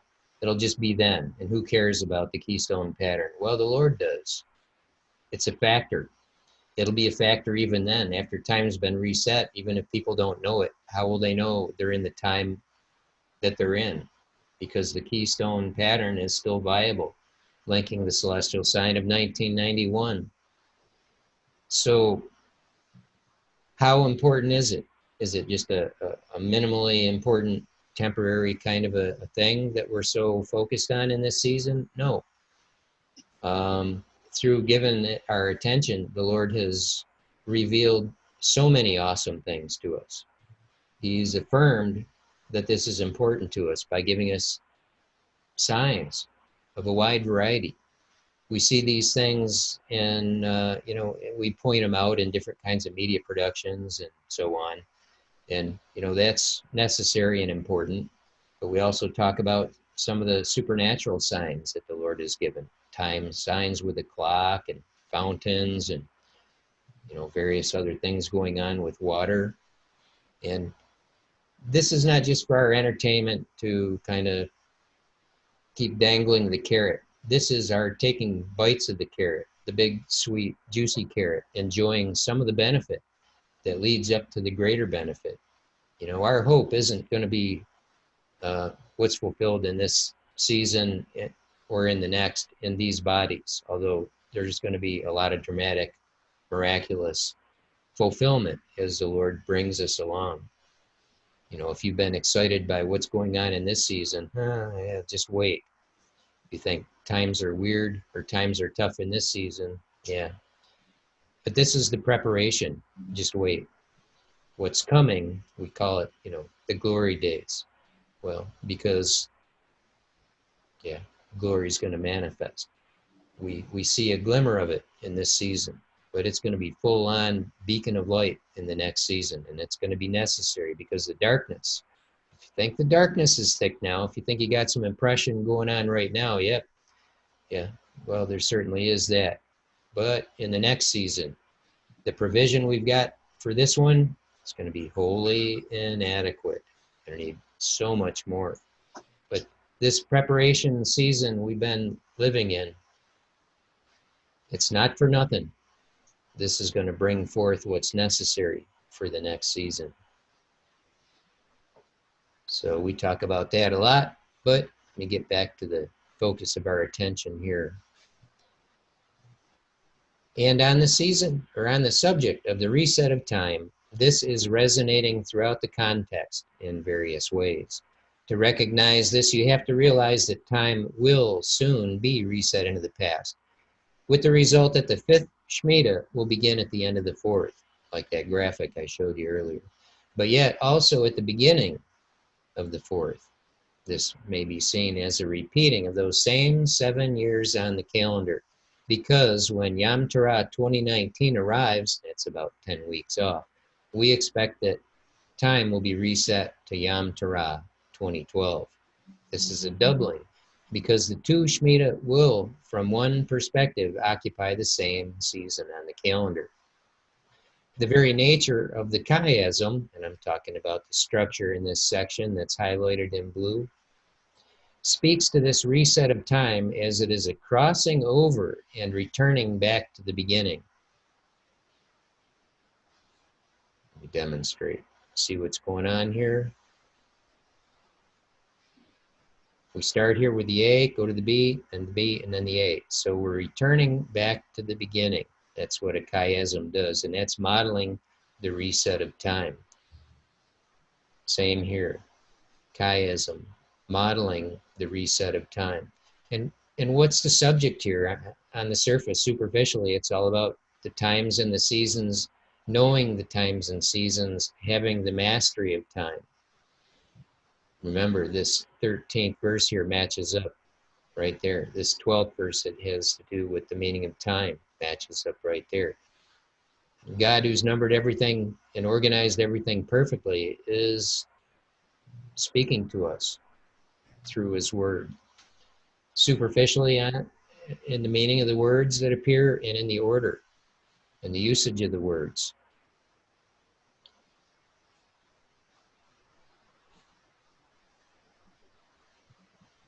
So this doubling feature is produced, and it's pictured by the structural design itself. First, throughout this entire passage, the pattern is such that a subject is presented, then it's repeated. And over again, we have a set of A and B prime, and then it's followed up either with the standard of another, or an A and a B, followed up with an A prime and a B prime, or it's repeated in the opposite way with a B prime and then an A prime. So over and over, a thing is said, and then it's repeated once. It's said once, then it's repeated once. Look at the structure here. There it is. You can see it visually over and over. A, B, A, B, A, B. Everything is in a simple division. Said and repeated in one order or the other. And this is a doubling. Why doesn't he just say it once and move on? Well, because he's laying out a structure. And here, the structure is picturesque. It's modeling for us. So make note of this not insignificant detail, that these repeat just a single time because this is the correct model. Now on the granular local context of 5, 2b to 3, which is what's highlighted here in blue, see how this 4-line block is divided in two, with the first part being repeated in the second, doubled. And I showed you that. It's reflexive. It inverts back on itself. It's mirrored. And it's divided in two, with the first part being repeated in the second, doubled. And what's the point? This models to us how a particular period of time will be doubled. And listen, now with respect to the Keystone Pattern, we count off the Shemitah from the celestial sign of 1991, like that graphic I showed you. The first 3 Shemitah are represented in the 3 lines of 5-1A, 1B, and 2A.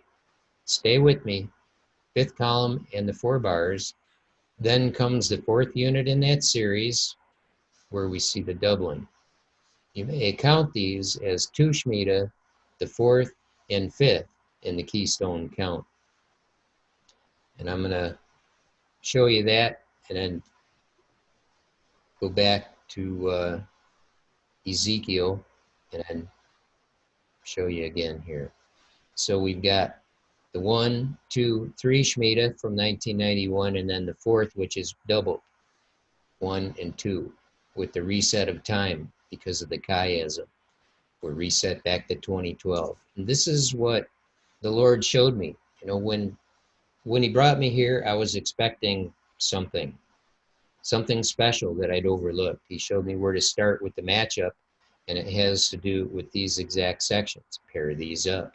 And why is that? Because the Keystone Pattern is here with the reset of time, and it's modeled for us very specially. We got a double chiasm. AB, B prime, A prime, A, B, B prime, A prime, with a doubling in the fourth unit. See what's going on here?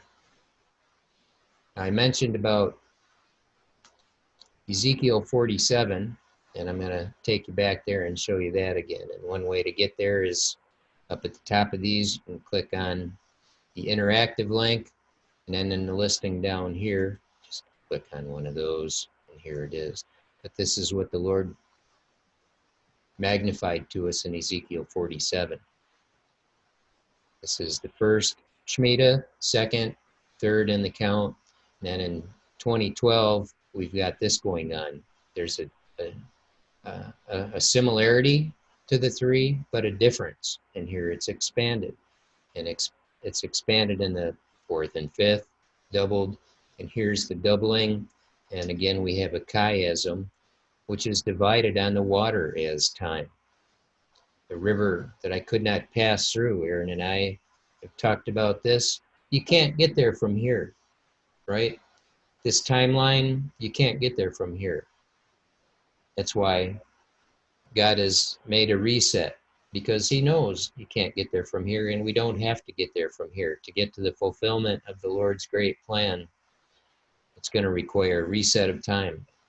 And because this is a factor in understanding about when the Lord comes. That's why he's magnifying it to us in this season, and even in this way.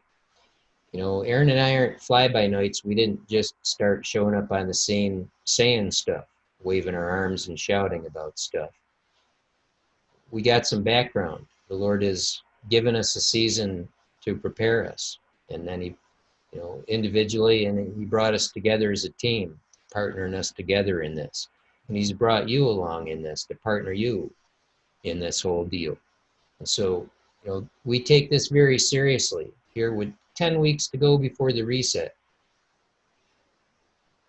You know, who knows what the next weeks will bring. We've got some idea, because we're busting to share some more stuff that the Lord has been laying on us, but all things in due time. So as I return back to the previous study here, I'm going to continue on with a little more clicking into some commentary windows. Here in this section, I've got a lot more, then I'm going to explore a little bit more down here. So we're getting near done, but not quite yet. Again, if you need to, go get some coffee, take a nap, come on back. You can repeat, watch this as many times as you like. So here I've got a line with an underline that's clickable with a comment window. Got this comment window that I already talked about. This one that I already talked about. So from here, I'm going to go into this one, which is on a bar, and it covers these two lines. And then I'm going to follow through and click on these lines themselves that have a comment window. Those who say there is peace and security. See that there? 5:3. Well, people are saying there's peace and security. Those who say there is peace and security are speaking about their own condition spiritually. This isn't the newscaster on Fox News saying that. You might hear him saying that, or her, but that's not what this is talking about. This is in the context of brothers. And these people are talking about their own condition, because that's what is in focus here. The condition of people, brothers, saints, you and I. They're self-assured and community assured of their own salvation. In metaphorical terms, these saints are confident that the mere possession of a robe is adequate. And that's language that's found in Revelation chapter 7 as well as other places. But, you know, when you're saved, people say you're born again. And with incorruptible seed. And there's something to that. But there's also such a thing as having that robe and contaminating it with sin and not keeping it white and not washing it in the blood of the Lamb. And you can look at Ephesians chapter 5 also for more insight into what's going on here with the washing of water by the word for the bride. And we're talking about the difference between the bride here and other people.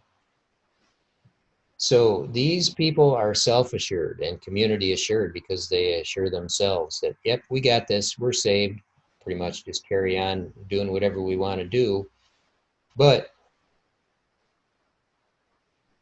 in contrast, here we have the truth of what's going on. And these people who are assured think that they're one of the virgins in Matthew 25 with the lamp and oil. And that when they wake up, they think that it's all good and they'll go on to be with the Lord. But what you might not have seen there is that these 10 virgins were all sleeping. And here in this context, we see being asleep is not a good thing. And you might ask, well, where was the bride? They weren't invited in Matthew 25 to come and be wed to the bridegroom. They were just invited to the dinner, the wedding supper. Wait a minute. What about the bride? Where's the bride? Yeah. Back up into Matthew 24, and there's where the bride's taken out. And then those 10 virgins are those Christians who were left behind. Why? What are they doing sleeping? There's no call to be sleeping here. There's every call to be awake. Keep your wicks and your lamps burning. The Lord's got plenty of oil. No problem there. Aaron, yes. It came to mind as you were talking about that. One of the other keystone patterns we've mentioned and taught about was when Jesus was praying in Gethsemane, where he divided himself and separated himself, and he was praying and alert, and those who were separated, he told them to stay awake and pray, but they couldn't. They kept falling asleep. And there's a valuable lesson to be learned and a connection to be made there. So just wanted to mention that. And the only one who was able to stay awake was the Lord, who went on to his reward. And the others were all left behind, who slept. And Jesus was modeling the bride type there for us. That's right. Thanks for bringing that up. Sure thing. So, continuing on in the comment window here, we have been forewarned about such false confidence. I'm reading here from Matthew 7, verse 21 and through 23. And Aaron, why don't you read that? Sure. Matthew 7, verse 21. Not everyone who says to me, Lord, Lord, will enter the kingdom of heaven, but the one who does the will of my Father who is in heaven. On that day many will say to me, Lord, Lord, did we not prophesy in your name, and cast out demons in your name, and do many mighty works in your name? And then I will declare to them, I never knew you. Depart from me, you workers of lawlessness. And I don't think that really needs much commentary at this point. There it is. A pregnant woman always expects to go into labor. See here?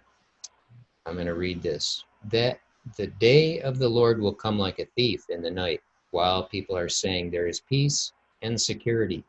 Then sudden destruction will come upon them, as labor pains come upon a pregnant woman, and they will not escape. And that example wasn't one that's willy-nilly. This is the word of the one who was involved with creation, right? Who invented women and pregnancy and labor pains and such. So maybe this is a perfectly fitting example. And if it wasn't, well, he'd make a different one. This is the perfect example, and there's something important to be learned about this. A pregnant woman always expects to go into labor. But when the labor pains suddenly come, it is always a surprise. In contrast, for those who will escape with the bridegroom thief, because that's what a thief does, he comes and steals.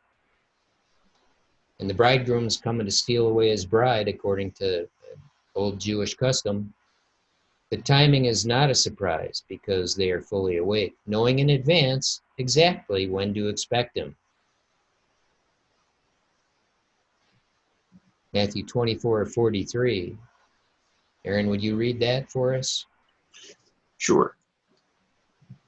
But know this, that if the master of the house, church authorities appointed over the Lord's house, had known in what part of the night the thief was coming, he would have stayed awake and would not have let his house be broken into. Mm-hmm. And that's exactly parallel to what's going on here, just expressed in a different way. And in this parable, the master of the house are the church authorities. Name some names. And are they, at this point, really informing you accurately about exactly how it is with knowing the time or not knowing the time of the Lord's coming?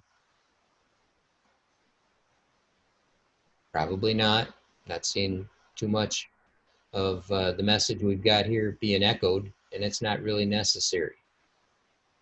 They've got their job, we've got ours. So it says here, and Aaron and I chuckle over this because this is something that's very personal. As I was mentoring Aaron, and we were going through this in the first week I came to visit him, I think it was, and the Lord was very specifically leading him from one process to the next to get him up over the mountain peak where the Lord was intending him to get to. So if the master of the house had known at what part of the night the thief was coming, he would have stayed awake, would not have let his house be broken into. And you might think that's kind of backwards. Like if he would have stayed awake, he would have known. Well, the thing is, you have to know in advance. And since he didn't know in advance, he didn't stay awake. And then his house got broken into, which is the Lord's house, and the thief is the Lord himself who comes to his house and steals away his bride. But what's the attitude of the master of the house? Well, he would not have let his house be broken into. Wow, really? That's quite an indictment. Really? I thought the church authorities really wanted the bridegroom to come. Well, there's a revelation for you. Look at how things really are and get a hold of that. Things are what they are, and they are according as the Lord told us they would be. So the church authorities are there basically as a filter to prepare you to a certain point. But to get past that point, the Lord himself has to come along and help you. Because it's not the job of the names of the church, those who are in, the famous names in the big churches and so on. It's not their job to bring you to that next level. The Lord has to take you out apart from that and do a separate work aside from that to bring you to the place where he wants you to be. And this bride company is only going to be a very small remnant people, but with a very important job to do. And it very much has to do with walking in love.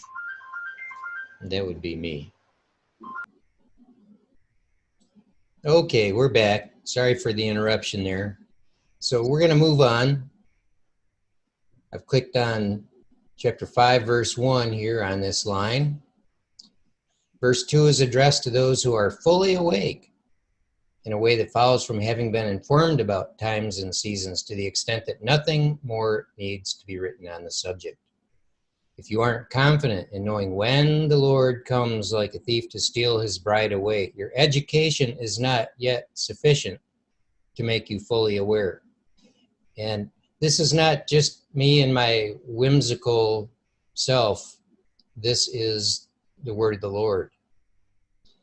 And if you consider that you would really like to be counted as the bride, you may have to make some adjustments in your theology and your walk in your life. And time is short. Take this seriously. If that means taking vacation from work, getting some way to get off to yourself away from some of your other responsibilities for a little while, well, that's up to you. But if you value the difference that's being made here, and you want to be on one side instead of the other, be attentive to what we're telling you, because this may be your only warning. We don't know how much time we've got left. War drums are beating with Iran. Internet may go down today. I don't know if you'll ever get this video. We may have 10 weeks of more productivity, and we don't know. And after time has been reset, we don't know exactly what's going to be available for us then. So we just need to be attentive to get what we can out of the day. It's been the direction all along, and if you haven't been following that, here's a wake-up call. So the next window I've got is on this line, that the day of the Lord will come like a thief in the night, while people are saying there is peace and safety. The day of the Lord will come, even that day. The Lord himself comes like a thief. And I've got some cross references here. Aaron, would you read these for us, please? And I already read Revelation 3:3, but this is 3 and 4, so if you would begin there. Sure. Revelation 3:3. Remember then what you received and heard. Keep it and repent. If you will not wake up, I will come like a thief, and you will not know at what hour I will come against you. Yet you have still a few names in Sardis, people who have not soiled their garments, and they will walk with me in white, for they are worthy. Now, Matthew 24, verse 43. But know this, that if the master of the house had known in what part of the night the thief was coming, he would have stayed awake and would not have let his house be broken into. And Matthew 24, verse 50. The master of that servant will come on a day when he does not expect him, and at an hour he does not know, and will cut him in pieces and put him with the hypocrites. In that place there will be weeping and gnashing of teeth. Thank you. Yeah, these are very consistent. They're warnings for the church. Agreed? They're warnings for the church, not for the rest of your neighbors in your neighborhood or some other place. These are warnings to you, church. And so the opportunity is here. Now I've clicked on the line, as labor pains come upon a pregnant woman.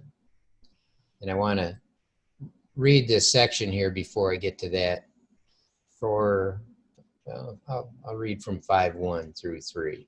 Now concerning the times and the seasons, brothers, you have no need to have anything written to you, for you yourselves are fully aware that the day of the Lord will come like a thief in the night, while people are saying there is peace and security. Then sudden destruction will come upon them, as labor pains come upon a pregnant woman, and they will not escape. Now again, a pregnant woman knows labor pains are coming, and most have an expectation that they will go full term. So the awareness of the normal gestation period informs them further. However, even when her due date has passed, she is always surprised in the moment the labor pains arrive. You don't want to be like that. Aaron, you shared an insight earlier. Would you mention that again?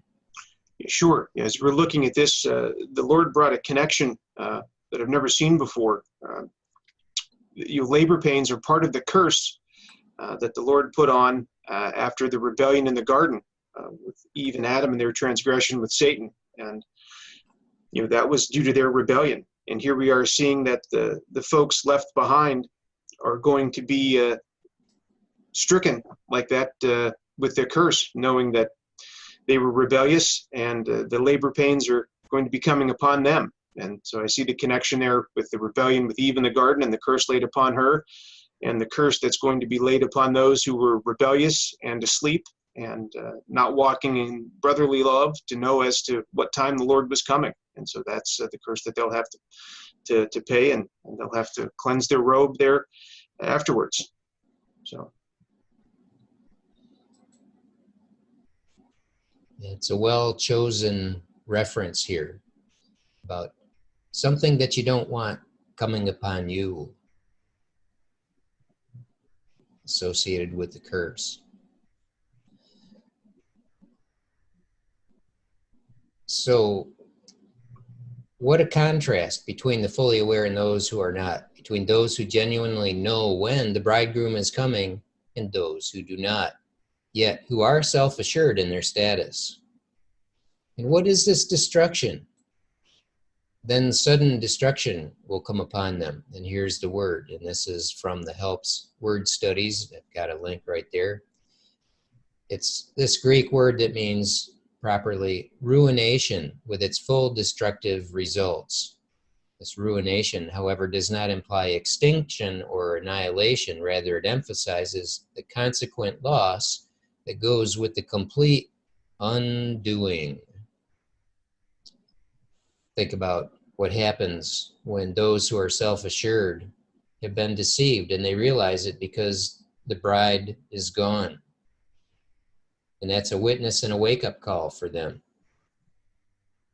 The bride theft will be assigned to them, and that's their wake-up call. And then they're left behind, and they realize their situation, that they have been left behind, disqualified. They failed to qualify. How complete is the undoing going to be when they realize their situation? Now no longer able to compete for the first prize, but they're going to only be able to compete for the consolation prize.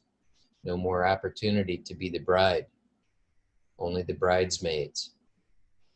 So those who are even expecting the bridegroom's coming, but yet don't know when exactly he will come like a thief in the night to steal away his bride, will be completely undone, ruined, and they will not escape. The bride does escape being stolen away by her bridegroom, but those who are not fully awake and loving one another in truth are disqualified and left behind to suffer the consequences. Compared to Luke 21, verses 34 to 36. Aaron, would you read that for us? Sure. Luke 21, 34 through 36. But watch yourselves, lest your hearts be weighed down with dissipation and drunkenness and cares of this life, and that day come upon you suddenly like a trap. For it will come upon all who dwell on the face of the whole earth. But stay awake at all times, praying that you may have strength to escape all these things that are going to take place, and to stand before the Son of Man. I think no further commentary is necessary on that. Thanks, Aaron. Okay, the next one I'm going to click on here. I've clicked on these up here in 5:1 to 3. And this is really supplemental. This is the B prime part of this A prime that we were just covering. And we've got some more commentary on the lines and on this bar also. The companion text of 4:10b to 12 shines its light here to inform us about the character of the children of light and how they come to a place of independence. This is actually a full reliance on the one whose light they walk in, which I talked a little bit about earlier when I was discussing that section. Now, these structural companions both draw from their siblings, 4:9 to 10a and 5:1 to 3, to magnify the differences between the two kinds of saints who are so critically divided on the basis of whether or not they have truly learned to walk in love and know when the bridegroom thief is coming. And I want to say, for real, not just guessing, not just going on some whimsical theory, who truly know, because that knowledge is available. In this contextual unit, it should be noted that there is a notable change of metaphor. Instead of how it is in the surrounding context, where being awake or asleep refers to those who are alive and dead with respect to the body of flesh, the difference between being awake or asleep involves the awareness of when the bridegroom thief is coming. You can explore that on your own, but that is important. Consider Revelation 3, verses 1 to 6. And we've read some of this a couple of times before, but this is the expanded section. Aaron, would you read this for us? Sure. Revelation 3, verses 1 through 6. And to the angel of the church in Sardis write, the words of him who has the 7 spirits of God and the 7 stars. I know your works. You have the reputation of being alive, but you are dead. Wake up and strengthen what remains and is about to die, for I have not found your works complete in the sight of my God. Remember then what you received and heard. Keep it and repent. If you will not wake up, I will come like a thief, and you will not know at what hour I will come against you. Yet you have still a few names in Sardis, people who have not soiled their garments, and they will walk with me in white, for they are worthy. The one who conquers will be clothed thus in white garments, and I will never blot his name out of the book of life. I will confess his name before my Father and before his angels. He who has an ear, let him hear what the Spirit says to the churches. Thank you. Yep. And it's implied that those who are not clothed thus in white garments will be blotted out. Their names will be blotted out of the book of life, which is insight is given into that elsewhere as well. So if you've been brought up on a once saved, always saved theology, well, it's only partially true. It is true in part, but there is more than just the spirit. There's the spirit and the soul and the body. And these are all subject to being lost or saved. Working out your own salvation with fear and trembling is optional. So we'd like you to opt in on that.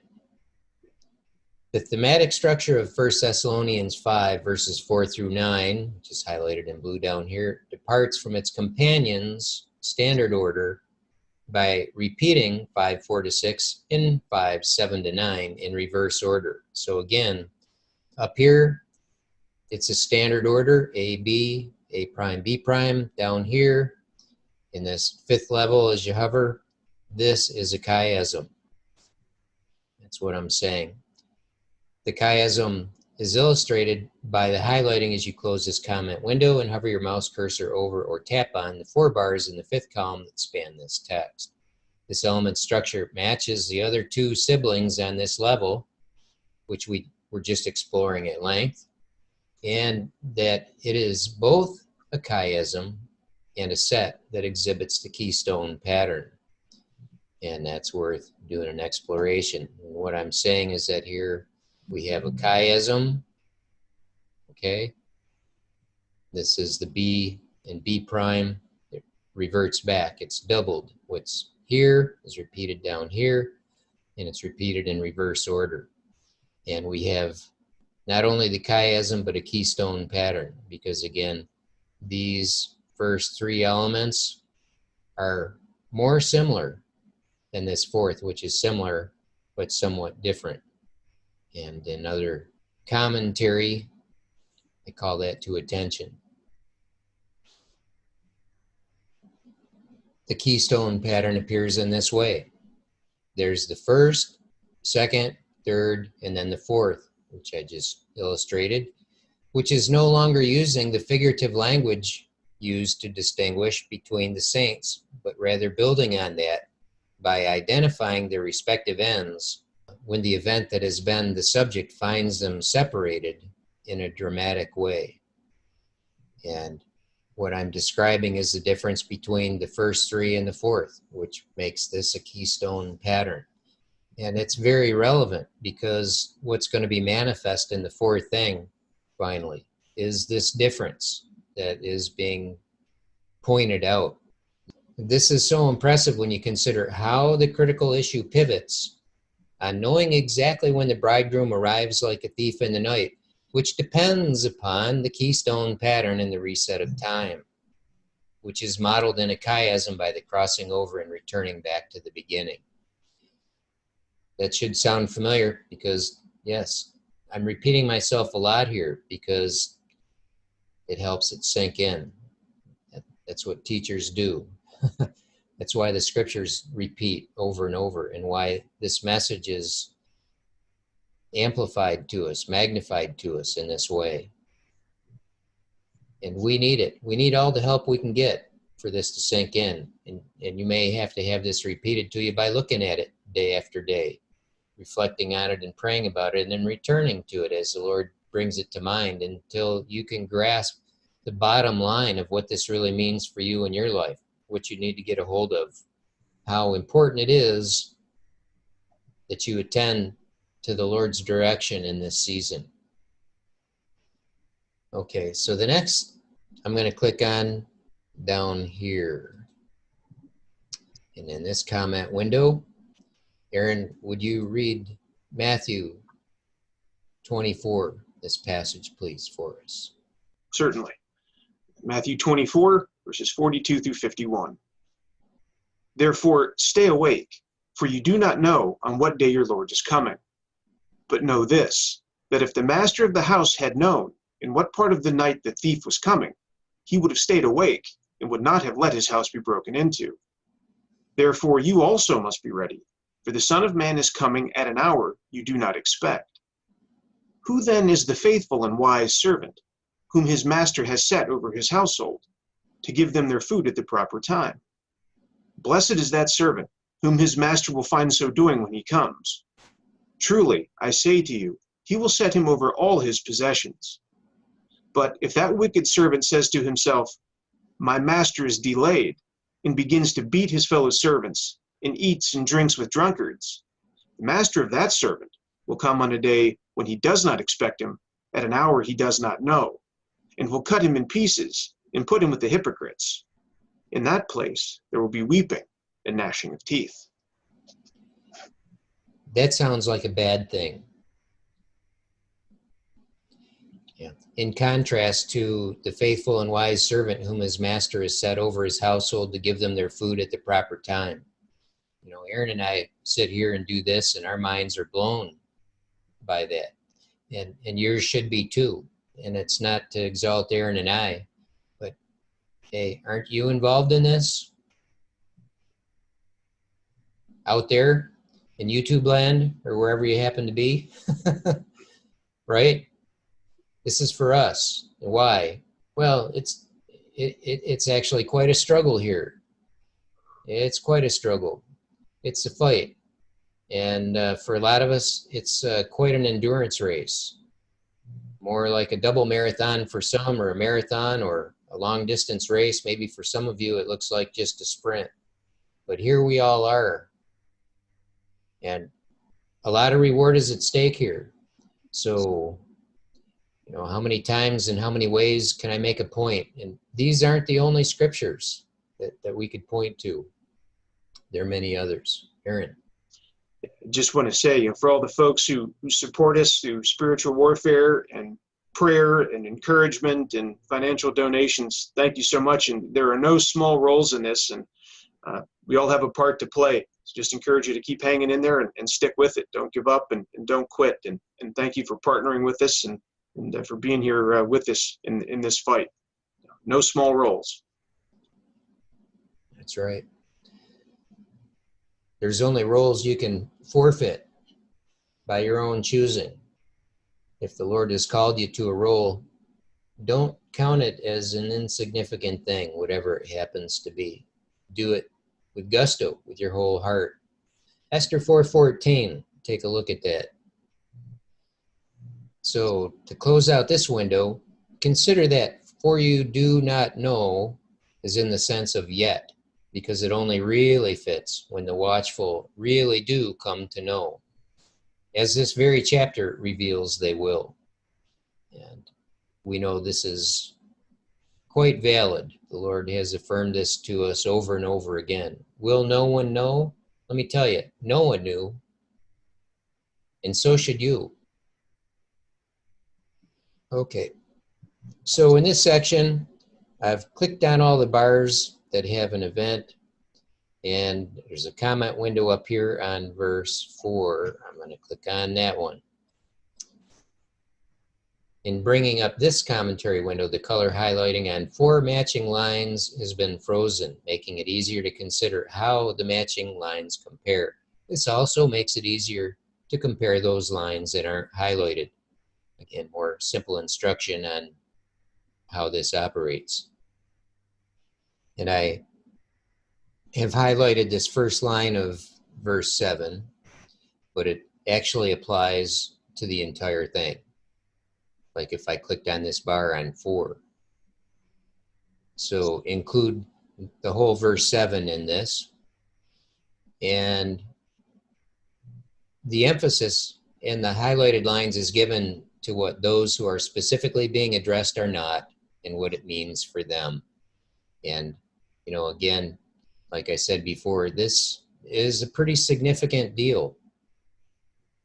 This is how the Lord has chosen to convey this, and there's a warning in this. And so it needs to be in our faces about what's at stake. And that's what's amplified in this kind of language construction. Here in verse 5, 4 of chapter 5, we learned that those in darkness will be surprised, like when a thief comes. Someone who does not give advance notice at the time of their arrival. Yeah, they don't ring the doorbell. They don't knock. They don't stand outside your window and saying, "Hey, I'm a thief. I'm coming in." No, it's not how a thief works. There's robbers that do that, but thieves, no. So here in the ESV, like with several other English versions, the word surprise is used. And this gives the best sense of the meaning in this context, which is conveyed in connection with the idea of how a thief comes.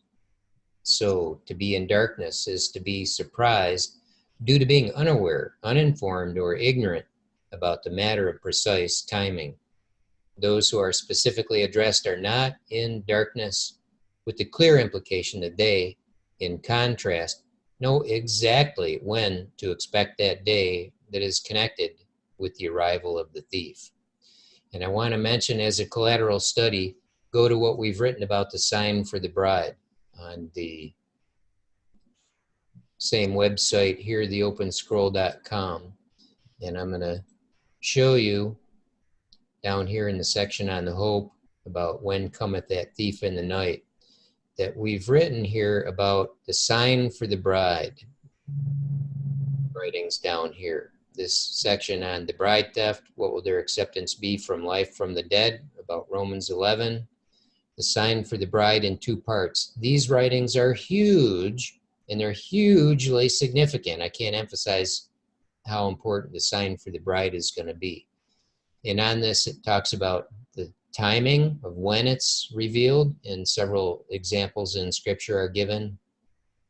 And we also talk about in there this revelation insight that was granted to me as the Lord began to reveal how to use structure to help me to understand what he was communicating to me. And in this, we talk about a very special event associated with this that we call the Great Hoax.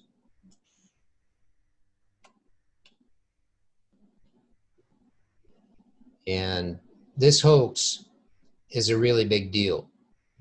And no one is going to be immune from that except for the very elect. All are going to be deceived. And what is going to inoculate the elite against being deceived? And it's laid out for you right here, which is derived from the structure. And this is a big deal. And it has to do, I'll cut to the chase here, the immunity has to do with knowing the time exactly. That is the only immunity. And how important is it? It's all the difference between the living being taken as the bride and being left behind. So being able to parrot a date is not enough. Don't think, well, I marked it on my calendar, maybe I'll remember in 2012 or whatever. No. Sorry. You're not taking your laptop back, your iPhone, your notebook. You're not going to send yourself a bicycle courier to show up. It's not going to work that way. You're going to take with you what the Lord allows you to have in 2012. There will be a benefit from this season, but what it is up to Him. And what you're going to need to learn is to get what you need from Him. How much teaching will be available between now and then? Can't say. Aaron? Just want to mention that connected with all that is, receiving a love of the truth in order to be saved. That's an integral part of coming to that awareness and realization of the precise timing that's required for the inoculation of the elect to know when the lawless one's going to be revealed, the precise time of the Lord's coming, and that love of the truth is absolutely required. So I just wanted to include that as well. Mandatory, not optional. That's right. Okay. Yeah, that 2 tracks, that's always a factor. This is not academic. It's not an intellectual exercise. It's life. And God isn't interested in playing games. This is not a game.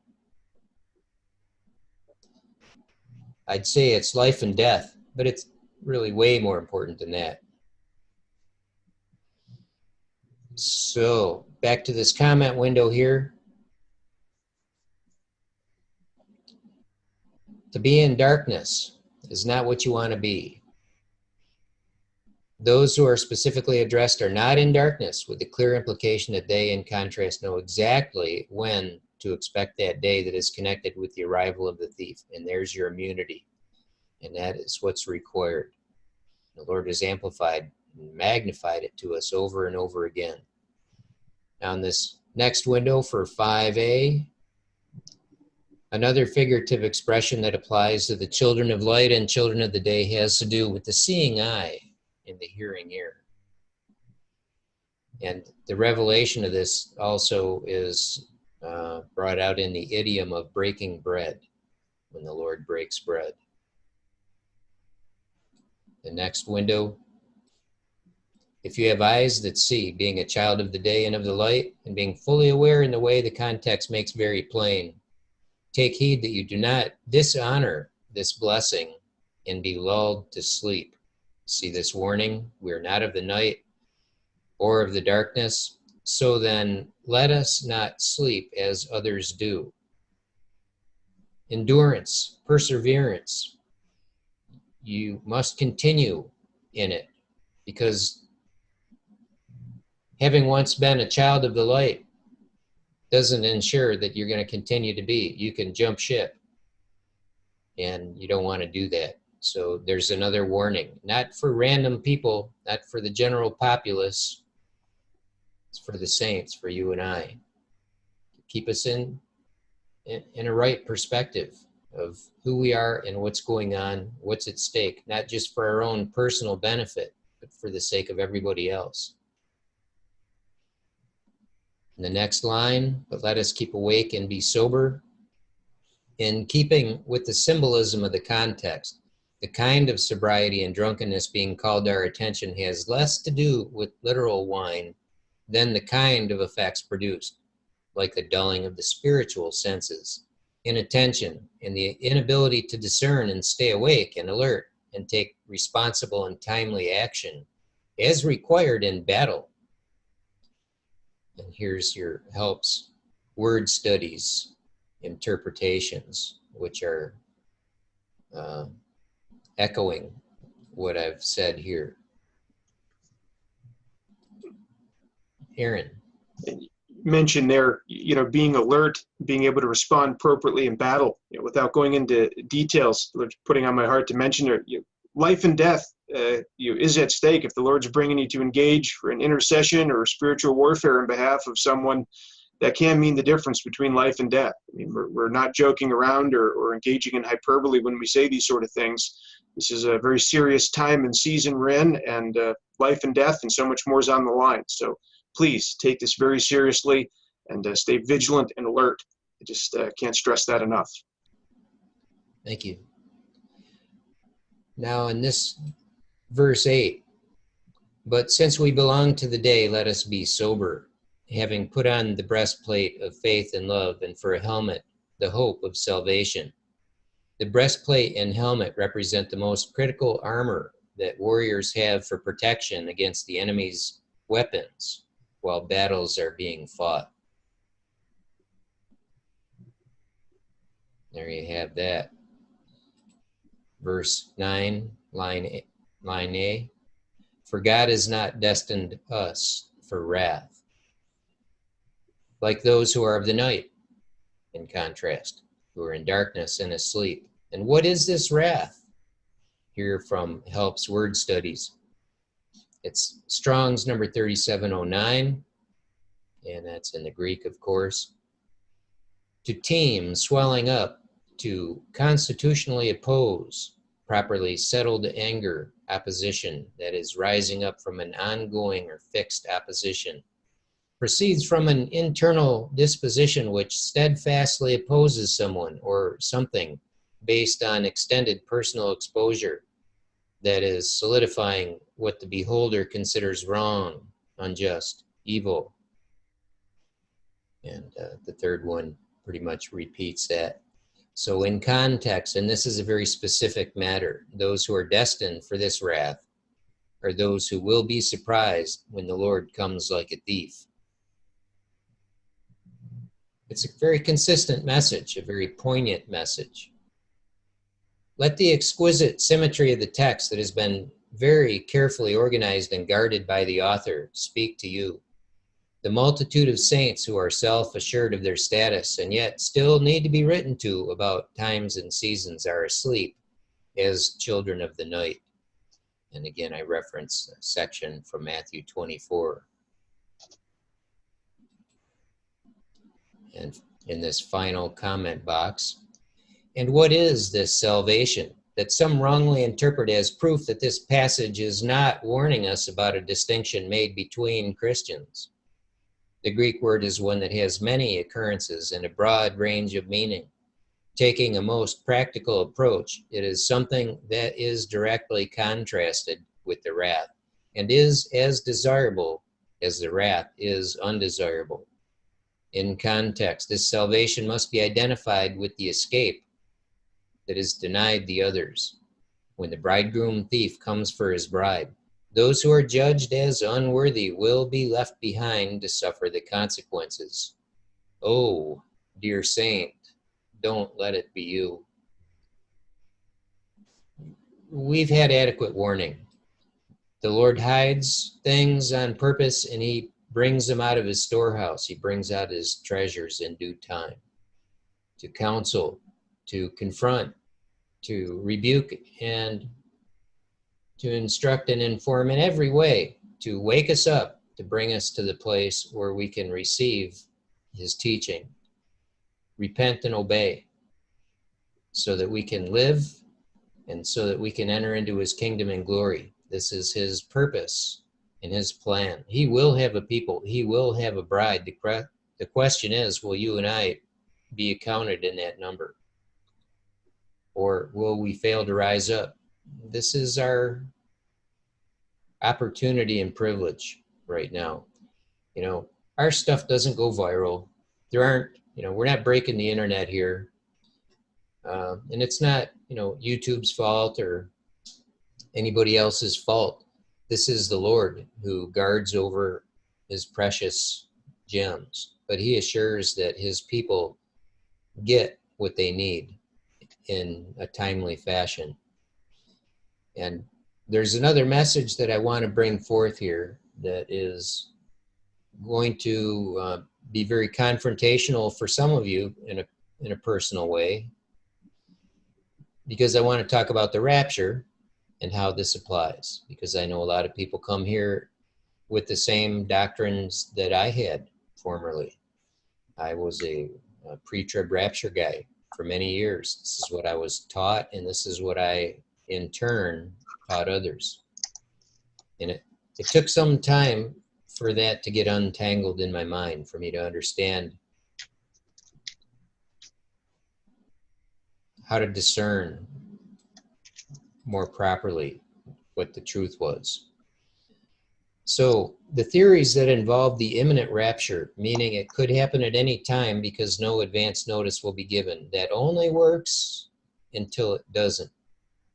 It's not safe It's not secure to suppose that you'll just always be ready and that covers it. Quite the opposite. If you think the coming of the Lord like a thief in the night is imminent, you are not fully awake, and you absolutely will be left behind with the rest of those who are asleep.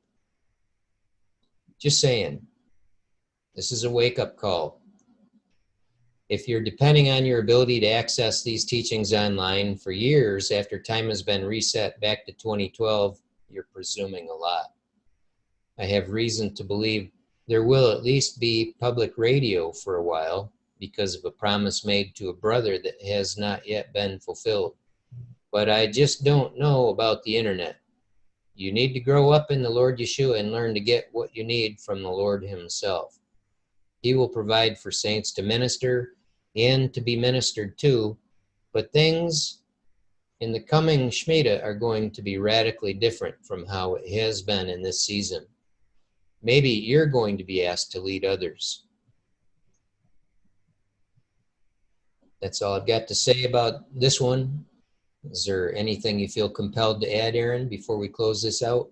Just the one thing that the Lord put on my heart, for those of you who feel that you're unsure about the knowledge of the times, I encourage you strongly to go to the When Cometh the Thief in the Night studies and just stay focused and dive in and get everything you can in the time that remains, and just be about the business, and until you do come to a place where you're certain and are sure of it. And that's all I had. And in parallel with that, of course, as we've been saying, there's the love aspect. Faith and love and obedience. And so if you're acting in a lawless fashion, you're going to get the reward of the lawless from Matthew chapter 7. So compete according to the rules, as we've been saying.